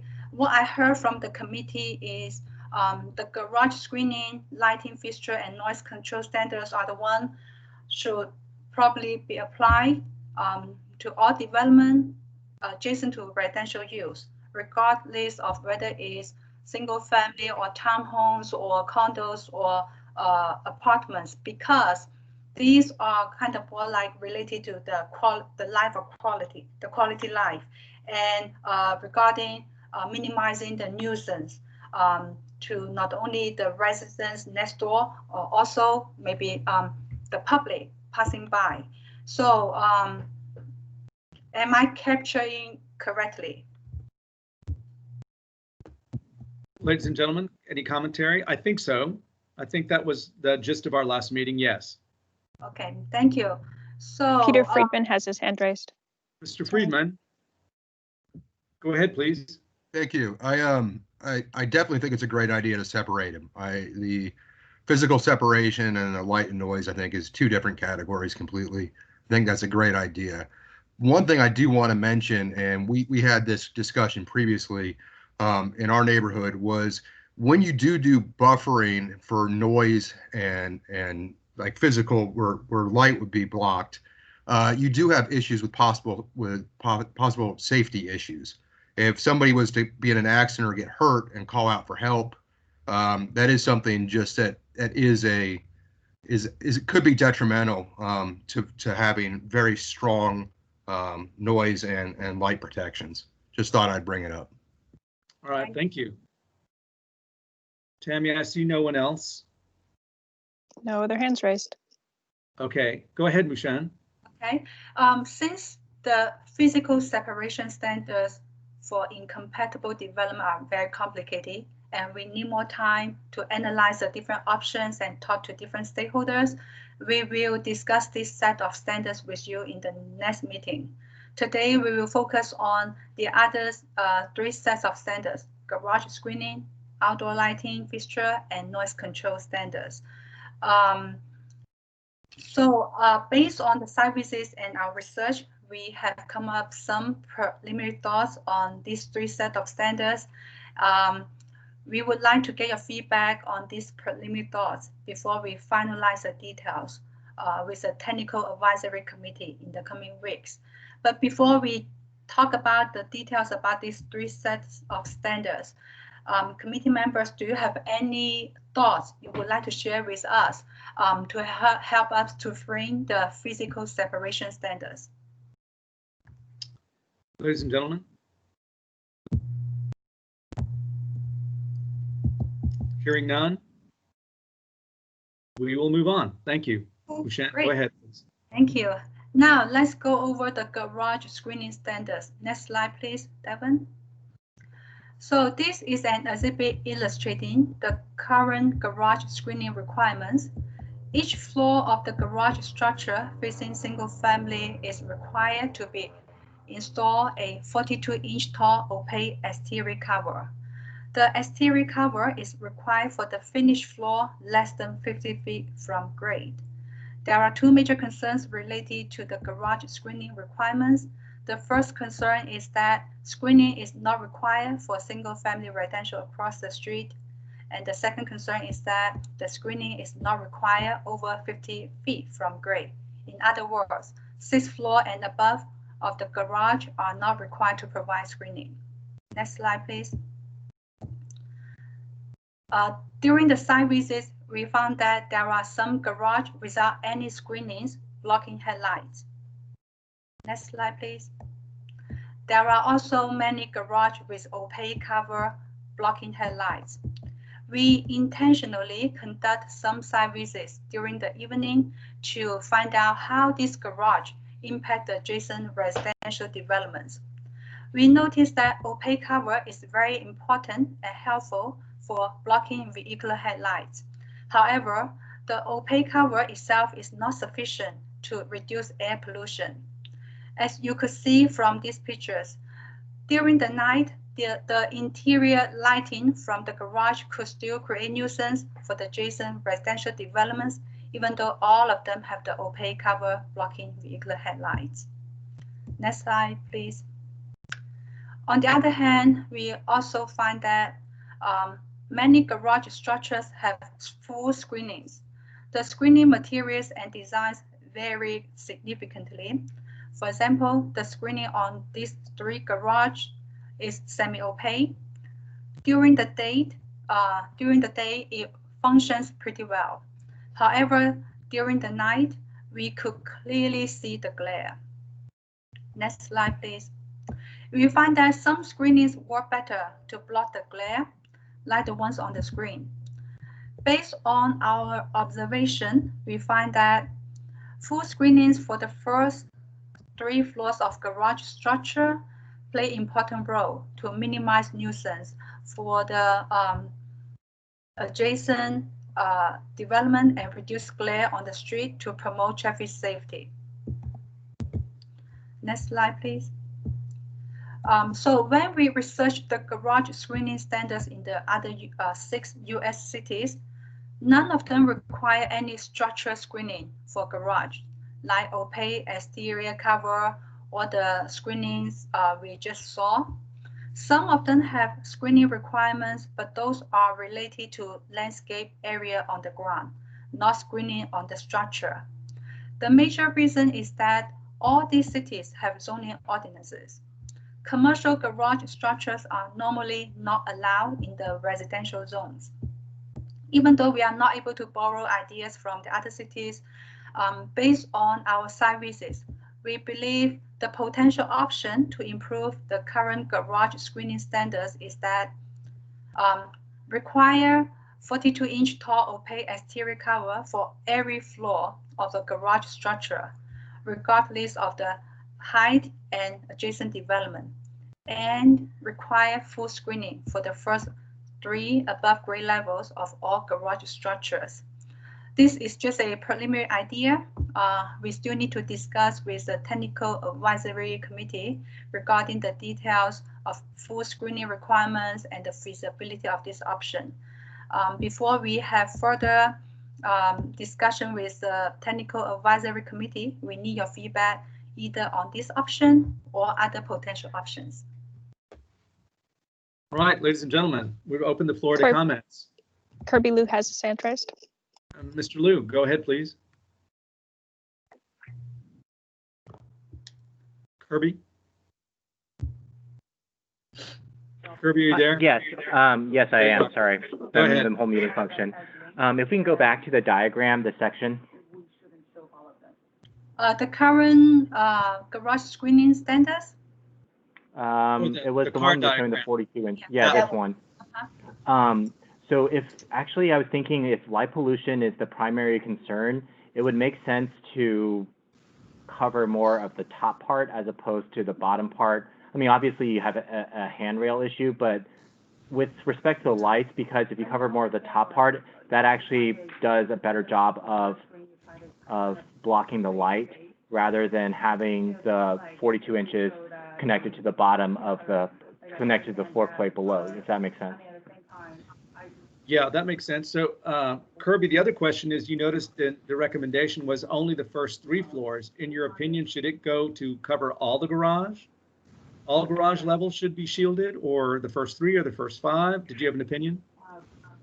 I don't have a strong opinion about this. I just think that the way that we place this 42 inches can be done in a more, I guess, strategic way so that it actually does do that job of covering the light. Right now, it seems like if you go, actually, I think the next slide below, or the one that shows the light pollution. Yeah, these, you can kind of see like the lights are all mounted to the top of the deck, or the ceiling essentially. So if you were to drop that ceiling a little bit, it would probably help cover that, I guess. It's sort of a thing to consider, I guess. Not just the 42 inches, but where you place the 42 inches makes a difference. Or the 42 plus additional screening of some sort. That's right. about. Yeah. Okay, Great. Who's next? Mr. Lindsay. Mr. Lindsay, go ahead, please. So I'm unclear of why you want to have full screening above the 50 feet. If we're talking about trying to minimize the impact on adjacent, more or less residential type structures, none of them are going to be over 50 feet. If they are, then they're very high density anyway. Mm-hmm. And if they're close enough to the property line, in all likelihood, they have a non-fenestration wall against that property line anyway, because the fire code would require it. Agreed, but if you look at the picture in the middle, that is a 6 or 7 story garage. Is that right? And the one on the left is a 3. And right now, the recommendation was to cover only the first 3 floors. But if you look at the one on the middle, you would still be getting substantial light from floors 4, 5, and 6. So that's the question that we're discussing. So thank you. What else? Yeah, but is that house that's next to it? So the middle picture of the house on the right, that the light above 50 feet is shining on their roof. They're not looking at it. Right, but we don't know what's across the street either. No. And it's And then not the other covered by issue the you have, ordinance because it might be 30 to 50 feet away. the other issue is, of course, once you start adding more and more screening, you start to impact the requirement for mechanical ventilation. And you also complicate exiting in case of a fire. So it's not just a question of light. You need to look at all the impacts of this and decide whether or not a change, because some people don't want to look up as they're walking down the street and see some light, the impact it really has on the way development occurs. Okay. Also, again, as one of our committee members, I've already forgotten who, I apologize, who brought up the safety issue of, being on the street, that you do want light on the street to some extent, eyes on the street for safety reasons, but want to minimize glare to those who are driving on the freeway or on the street itself. Who else? Mr. Davis. Mr. Davis. Just a recommendation as to staff when you start writing this out. That diagram that you showed speaks to design criteria, and you can also describe this in terms of performance criteria. So, and any lighting engineer can understand kind of the lumens placed on an adjacent property, glare. There are lots of objective performance criteria that are really well understood by designers that could go into this to supplement the design criteria in a physical sense that you've shown here. So I would describe it both in terms of design criteria and performance criteria. Okay, thank you. Thank you. Anyone else?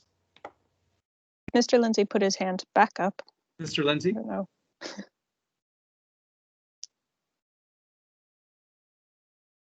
Oh, not deliberately. I'm sorry. I took it down. Oh, okay. All right. Anyone else before we move on? All right. Thank you, everyone. Mushen? Okay, thank you everyone. If there are no additional comments, let's discuss the outdoor lighting fixture standards. You go too fast. Yeah, right here. Okay, so before we get into the details of the lighting fixture standards, let's firstly talk about the intent of regulating the outdoor lighting fixture standards. The exhibit on the screen illustrates a great example of useful light and light pollution from a typical pole mounting outdoor fixture. The light within the yellow area is the useful light, as that is the area intended to be lit. The light emitted outside the yellow area creates light pollution for the adjacent development or the public passing by. Therefore, establishing proper outdoor lighting equipment standards plays an important role in minimizing light pollution and nuisance throughout the city. Next slide, please. The exhibits on the screen illustrate the current outdoor lighting fixture requirements. The building code requires full cutoff fixture for all abutting developments located within 30 feet from single-family residential homes. The building code has a very detailed technical requirement for a full cutoff fixture to prevent lights from spilling over at all directions. It's required for both wall-mounted fixtures and light poles within 30 feet from single-family residential house. The major lighting fixture concern we have heard is that abutting developments are not required to provide full cutoff fixtures when the single-family residential homes are across the street from the structure. Next slide, please. During the last meeting discussion, many of us were not sure what is a full cutoff fixture. These exhibits illustrate different types of lighting fixtures. The exhibit on the left distinguishes different types of cutoff fixtures.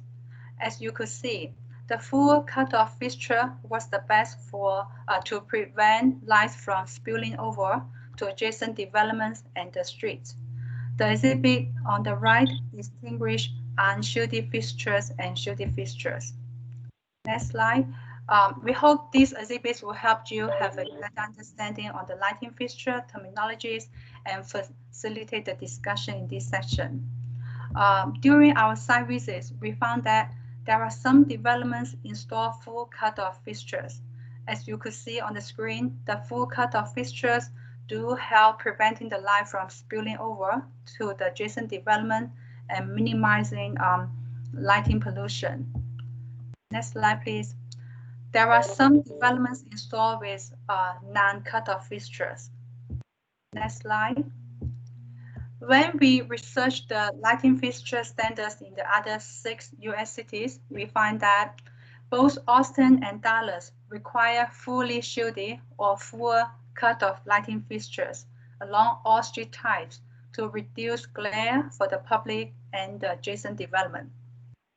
Charlotte requires all outdoor lighting be screened or shielded from the adjacent residential use, and in a manner as not to cause glare or impair the vision of motorists. Charlotte, Denver, and Dallas set maximum height requirements for outdoor lighting fixture adjacent to residential use. We think these are good practice. Next slide, please.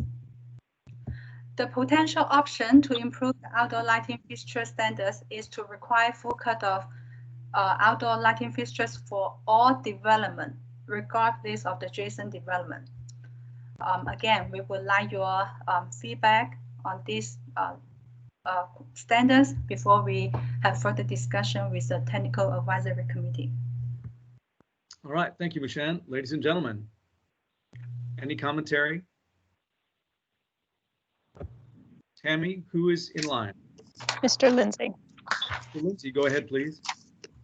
You've mentioned this Technical Advisory Committee a couple times, but I'm not familiar with who's on that, since I thought all issues related to the residential buffering ordinance would be within this committee and not a separate committee.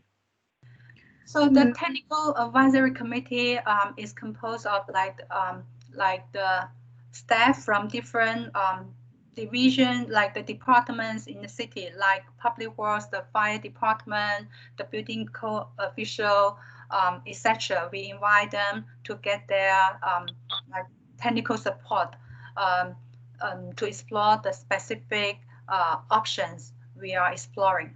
Yeah. So it's just other city staff? Yes.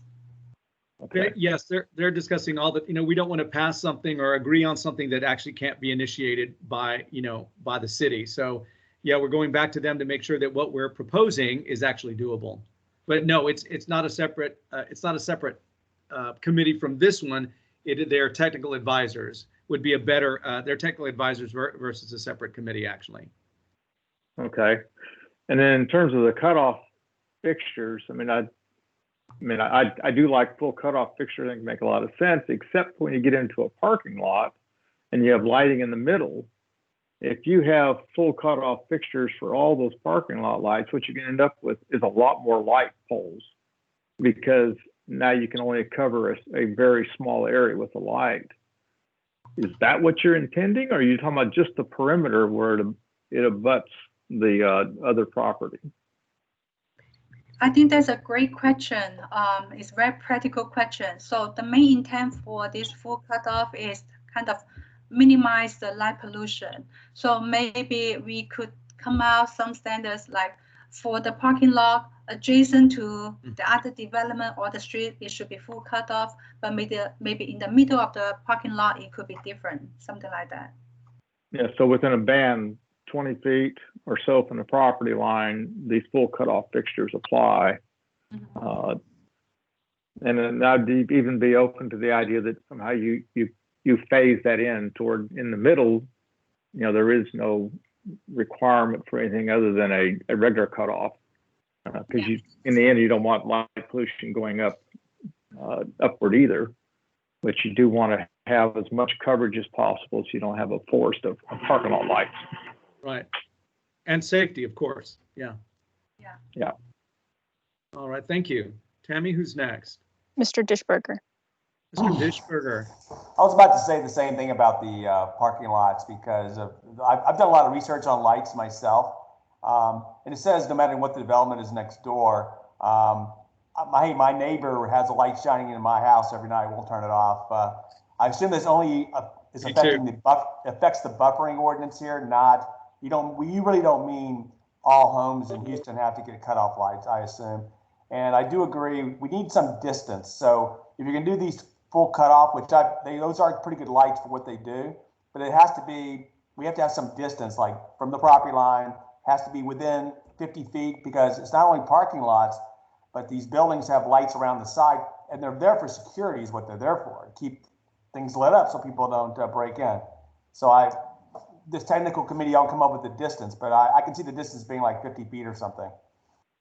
Thank you. Okay. Thank you. All right, next is Mr. Davis. Tammy? Yes, sir. All right, Mr. Davis, go ahead, please. Sure. As staff, as you write this up and draft it, and this is similar to an earlier comment that I made, keep in mind the distinction between proscriptive and prescriptive ordinance language. And what I mean by that is that when you have, similar to what has been just mentioned, a cutoff light, the purpose of it is to keep light pollution off of surface X or area X, versus what's in the diagram that you're showing right now, which deals with general light pollution and sky pollution. So we're trying to accomplish a specific goal. So one thing would be, if I ran out with a light meter, I could literally say, you got so many lumens coming on this surface, too much, you're not meeting the standard. The other has to do with glare. And that very first diagram that you illustrated was very good, because it illustrates the distinction between managing spill light or pollution light onto a surface versus glare. Because even in a security situation, you might bring up light to a certain level, but because you've increased glare, you've actually decreased security because you don't see as well. So again, keeping in mind what is proscriptive and what is prescriptive, what's the performance that you're trying to accomplish, and to write these ordinances in such a way that we don't either overlook the intent or we over codify what we're trying to do. That's a very good point. Thank you. Thank you. I don't see any other hands raised. Is there anyone else? All right then, Mushan, will you continue, please? Thank you. Sure. So Devin, please move to next slide. Yeah, let's talk about the noise control standards. Go back to Devin. Okay, so the residential buffer ordinance does not include noise control standards, because the noise control standards were addressed by a separate ordinance prior to the residential buffer ordinance in 2011. And it was decided that all noise control standards are enforced by the police department. The noise and sound level regulation is written in Chapter 30 of the Code of Ordinances. It provides some general guidance related to noise and establish maximum permissible sound levels, as well as method of sound measurement. There are three major noise-related concerns we have heard. There are noise from the adjacent commercial use like bars, restaurants, retail use, etc. The building equipment noise and dumpster noise. As we discussed during the last meeting, controlling the noise from commercial use is very complicated and need involvement of the police department. The control for this type of noise is out of this committee's purview. However, we believe this committee could explore the potential ordinance amendments to control equipment noise and dumpster noise. Next slide, please. During our site visits, we found that there are many developments with dumpsters without any screening right next to the residential development. Go back, please. You move too fast. Thank you. So next slide. We also see some developments do provide dumpster screening. Next slide, please, Devon. Yes, like this. Next slide. Meanwhile, we see a significant number of developments enclosed dumpsters as well. Next slide. During the site visits, we also pay additional attention to the equipment location. We noticed that there are some developments leaving equipment outdoor and generate significant noise. Next slide. On the other hand, we also find many developments enclose the equipment. The equipment on the left is a 5-story apartment building. The development on the right is a high-rise. Both of them enclose their equipment nicely and minimize noise. Next slide. The current city regulations do not have any screenings or location requirements for bulk containers adjacent to residential use. There are no screening requirements for building equipment either. The only requirement for equipment location is that the equipment is not allowed to be placed below or above grade on any easement. Chapter 39, Section 101 does require screenings to make bulk containers invisible from the street on the edges side of the property only, not other sides of the property or the streets. And the screening can be a combination of a berm, building, fence, etc. Next slide, please. When we research the noise control standards in the other 6 US cities, we find that Austin, Charlotte, Dallas, and Denver require screening for surface parking lots, dumpsters, recycled containers, utility structures, equipment adjacent to residential use, and public streets. Chicago requires enclosure and screening for dumpsters, recycled containers adjacent to residential use and public streets. Compared with these other cities, we think this part of ordinance should be improved in Houston. The potential, next slide, please. The potential option to improve the outdoor lighting, the noise control standards are requiring require screening for bulk containers, utility structures, equipment adjacent to residential use and public streets, or one step further, require enclosure and screening for these bulk containers, utility structures, and equipment adjacent to residential use and public streets. So what do you think, committee members? We need your feedback. All right, ladies and gentlemen, would you go back to the last slide, Mushan? That's your recommendation, or the options, excuse me. So here's what we're discussing. Comments. So I'm assuming everybody likes this. Require screening for surface parking lots. Aha. All Mr. right. Massac. Go right ahead.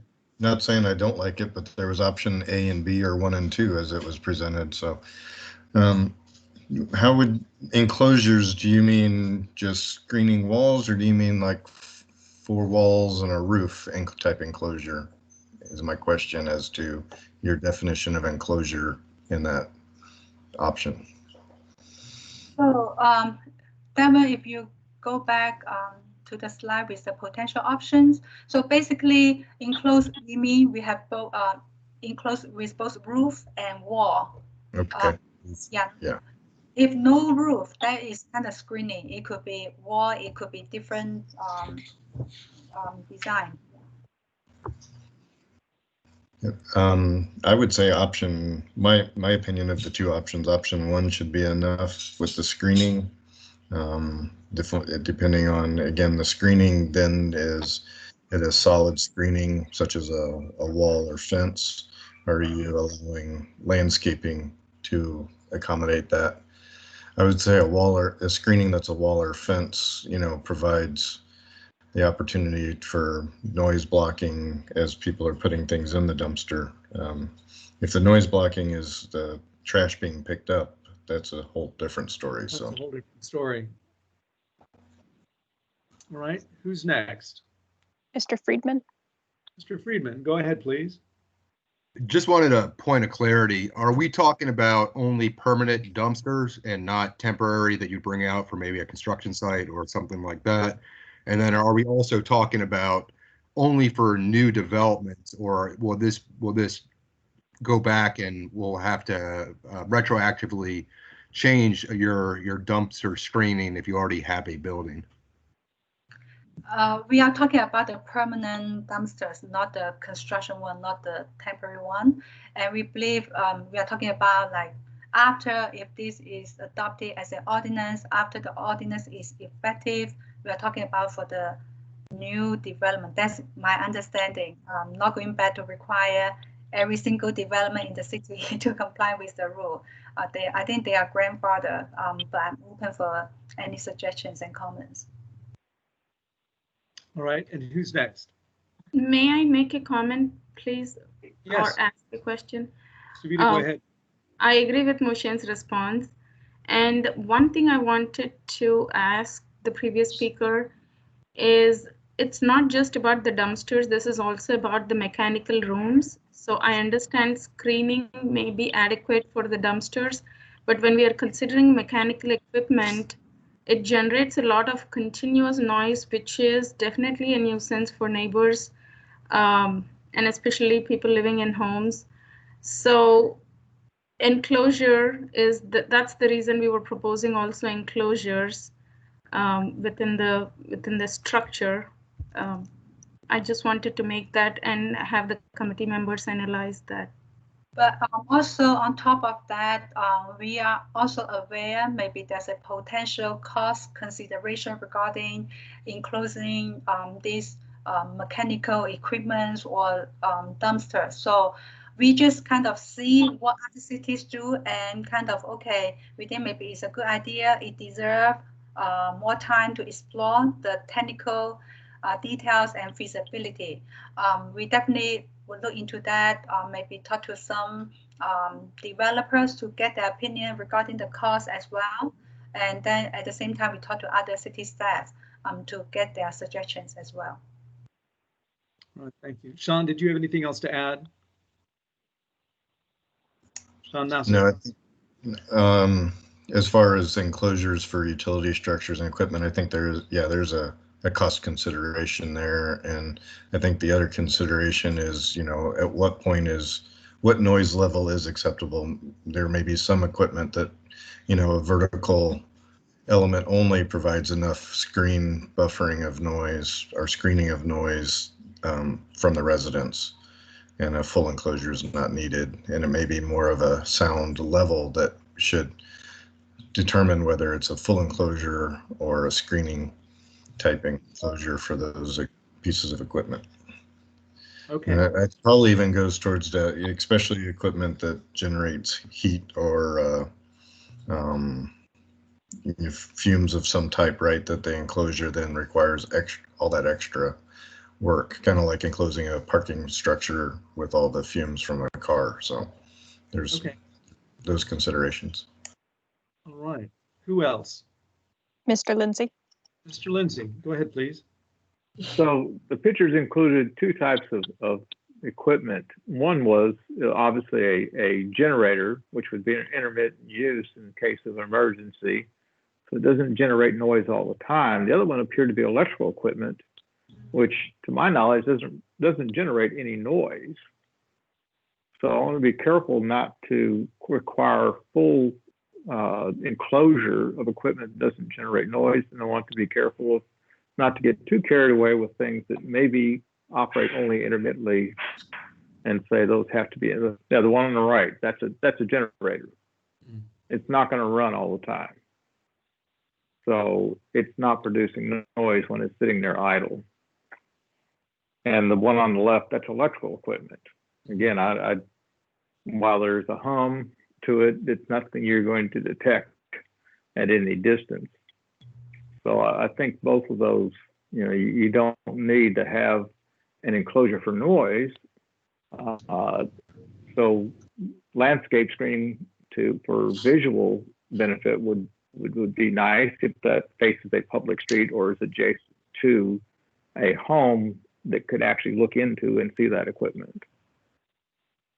Okay, thank you. Who else? Who's next? Mr. Davis.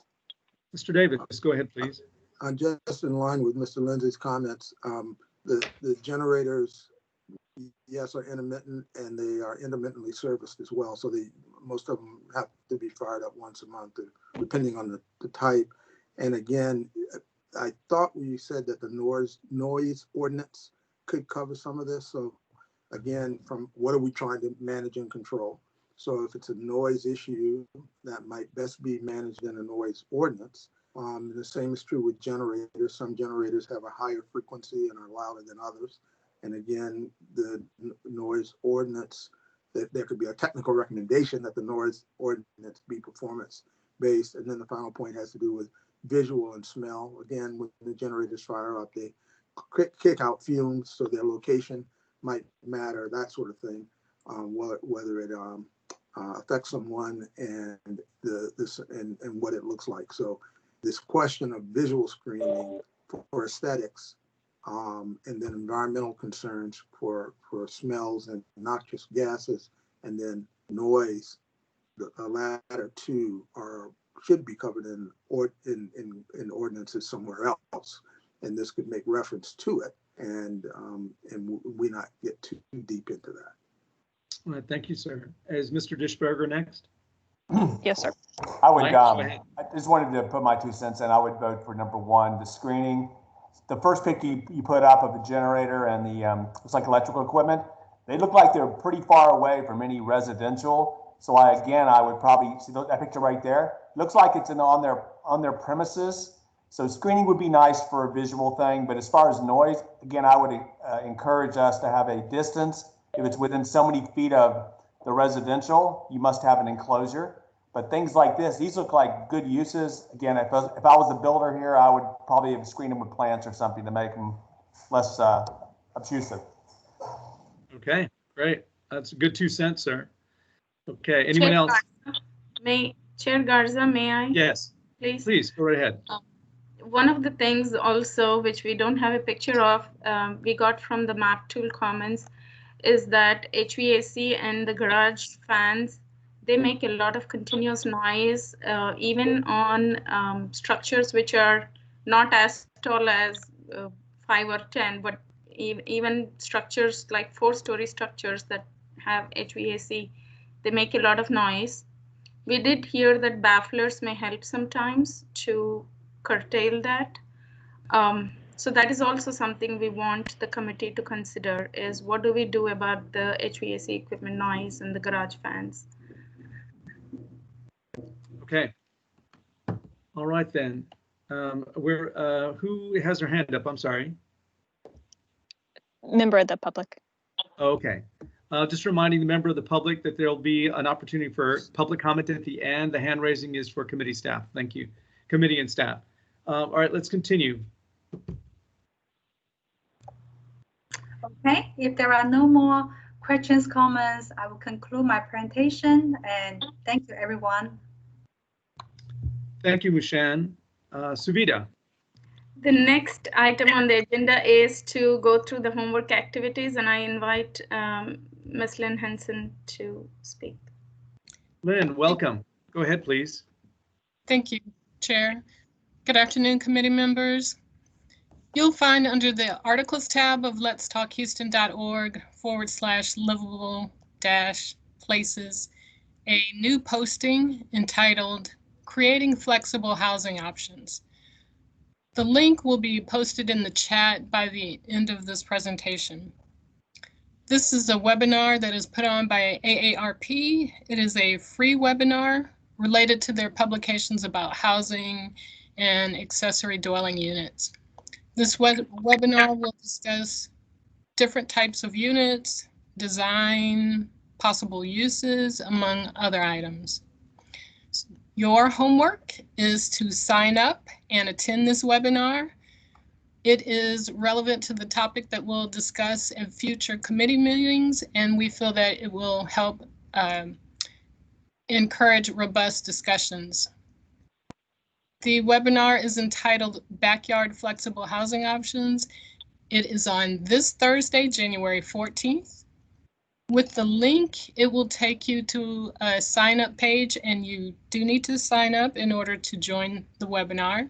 There are two different options, one for 7 p.m. Eastern Standard Time and one for 7 p.m. Pacific Standard Time. So just be aware that they are 4 classes or webinars on the sign-up page, and 2 are today, and the one I'm referring to is for this Thursday. Again, please register and log on. In order to get there easily, visit letstalkhouston.org/livable places, and that's livable-places.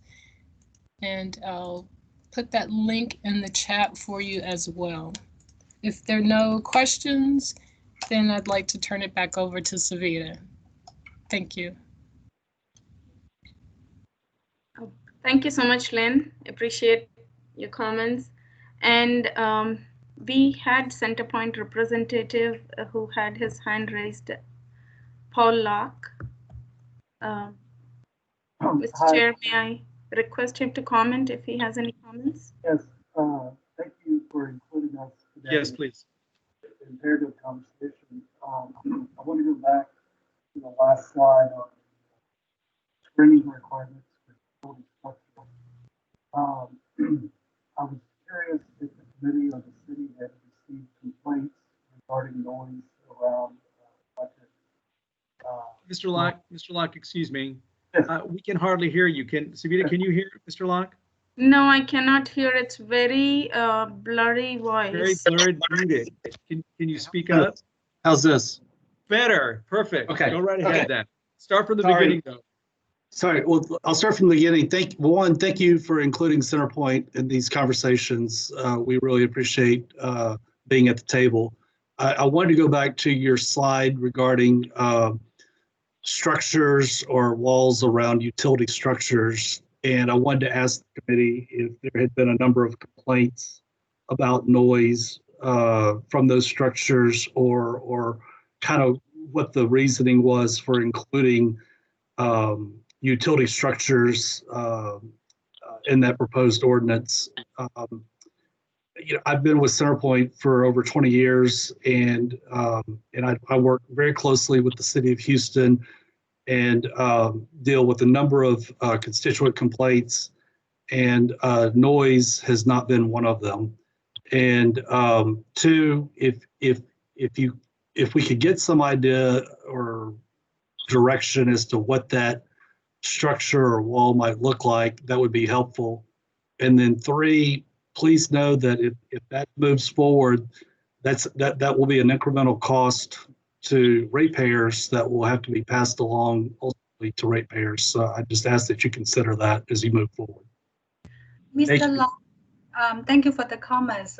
What we propose for enclosing potential option to enclose the utility equipment is for the equipment constructed on the private development.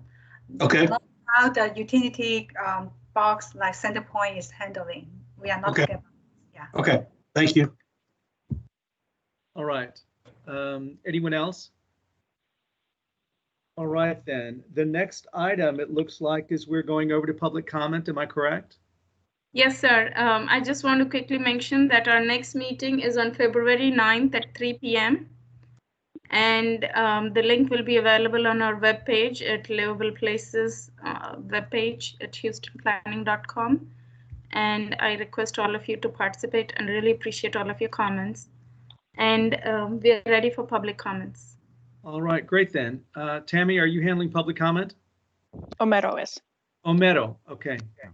Mr. Mr. Short, Guajardo, yeah. can you start naming people, brother? Yep. First speaker is Barbara McGuffey. Spaghetti, go ahead. Welcome. Hi, I think I'm unmuted here. So I just want to say real quickly that Museum Park will offer a tour to any of you committee members who would like to come to our neighborhood.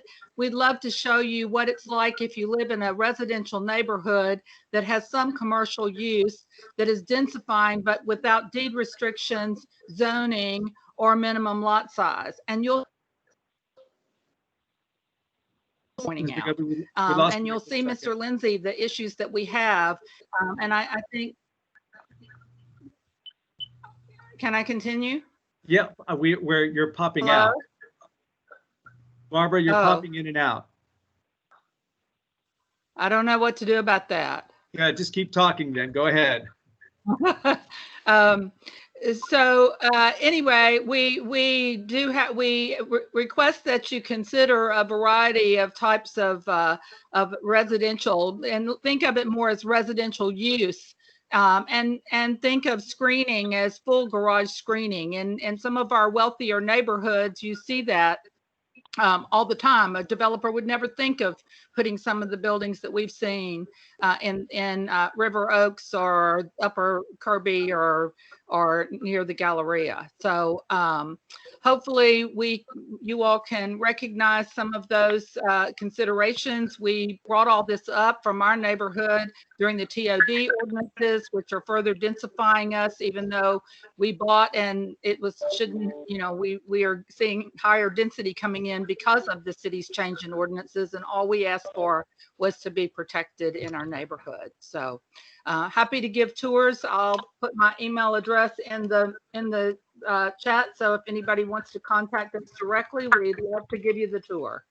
Thank you, Ms. McGuffey. Mr. Guajardo, who's next? Next speaker is Barb Brooks. Ms. Brooks. Hello. Yes, Welcome. Barb Brooks, and I also live in Museum Park, and I live in a townhome, and I'd like to say I truly support townhomes being a part of this ordinance. Second, we brought up the issue about street closures. We bring it not up for operational reasons, but really to say on a go-forward basis, a developer should be able to build within the footprint of their property without closing multiple residential streets. And that's it. All right, thank you. Next. Next speaker is Dale Furrow. Hi, this is Dale Furrow. Furrow, go ahead, please.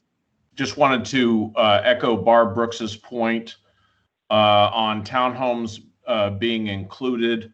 I respect what Mr. Lindsay said about townhomes knew that there was density when they went into the neighborhood. However, you in the city through TOD have removed a large quantity of setbacks and protections that were previously available to us.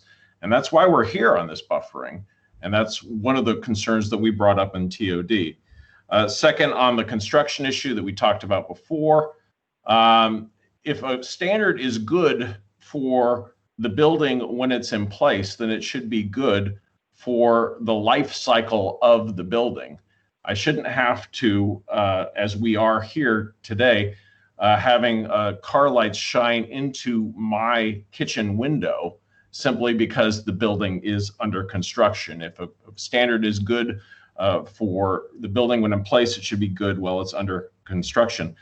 Finally, with respect to issues of noise and light, I think that the ordinance ought to address penalties. Noise penalties in the current ordinances for occasional and behavioral type issues, there may be a useful penalty for that standard. But when we have something that is structural, I think it requires a higher penalty to have developers avoid bringing that light and noise pollution on a structural basis. That's all I got. Thank you. Thank you, Mr. Furrow. Next, Mr. Guajardo. Next speaker is Kirby Liu. Mr. Liu. Go ahead, please. Kirby? Mr. Liu is a committee member, so No, he I may. know. I just didn't know if he had something for public comment outside the Okay. meeting. We'll come back to him. Who's next? Next speaker is Deborah Walker. Ms. Walker, go ahead, please. Mrs. Walker? *6 if you're on a telephone. Ms. Walker? Okay, Ms. Fajardo, we'll move on. Okay, next and last speaker is Cindy Woods. Ms. Woods, are you there? Ms. Woods? Ms. Woods? I choose not to speak. I have my comments in the chat. Thank Oh, you. all right. Thank you, Ms. Woods. We appreciate it. We appreciate your sitting in. So, Ms. Walker, are you there? And Mr. Liu, Kirby Liu, did you want to make a comment? All right, then. Mr. Fajardo, is there anyone else? No, no more There are speakers. two. Victor Oh. P has requested in the chat, and Kathy Gunter has her hand raised. All right, I'm sorry. Who was first, Tammy? Kathy. Kathy, go ahead, please. Yes, hi, my name is Kathy Gunter. I was wondering, is it any way to reduce the requirement for 75 feet? Because on the north side of Houston, we have a lot of industrial plants, and it doesn't protect the single family residence that's in our area as it is currently written. So we were wanting the committee to consider amending the requirement for 75 feet or more so that it would include more of the city and it would not exclude our community and our area. Thank you so much. That is something that we are taking a look at. It's very much worthy of consideration, and we appreciate your coming to the meeting and speaking up as part of the public. Thank you. Thank you. Tammy? Victor P. Victor, are you there? Victor? Victor, are you there? I can see you in the chat. Victor P. All right. Is there, I'm just going to throw it out there. Is there anyone else here who is listening to this meeting who would like to address this subcommittee? All right, hearing none. Hello. Hello, who's there? This is Victor. Victor, would you, we need to state your name for the record, please, and spell your last name. My full name is Victor Paredes. Would you spell Paredes, please? Paredes. Thank you, sir. Go ahead. I just really want to say that I really like the discussion on light pollution. I think that's an issue that isn't really talked about all that much, and I really do like the idea that we're actually trying to do something to reduce light pollution. I really would like the consideration of maybe adding the same light pollution designs to parking lots. And I was also wondering why exactly do we need to put shielding around dumpsters? Because for as far I'm concerned, most of the noise that comes from dumpsters comes from the garbage trucks coming to pick up the dumpster cans and not necessarily from people dumping trash into the dumpster. Thank you. Thank you, Mr. Paredes. All right, is there anyone else? All right, then at this point in time, I'll close public comment. All right, ladies and gentlemen, I want to thank you all for being here today. Our next meeting is February 9 at 3 p.m. You've got your homework assignment and a link has been sent out to you. I appreciate you're all taking this time. We're only 14 minutes over time. My apologies for the time and my thanks to all of you for being here. And with that, I'll adjourn this meeting. Thank you. Thank you. Stop the recording now. Thank you. Thank you, Thank Mr. you, Chair. Chair Garza. Great job. Thank you, everyone. Great, your staff.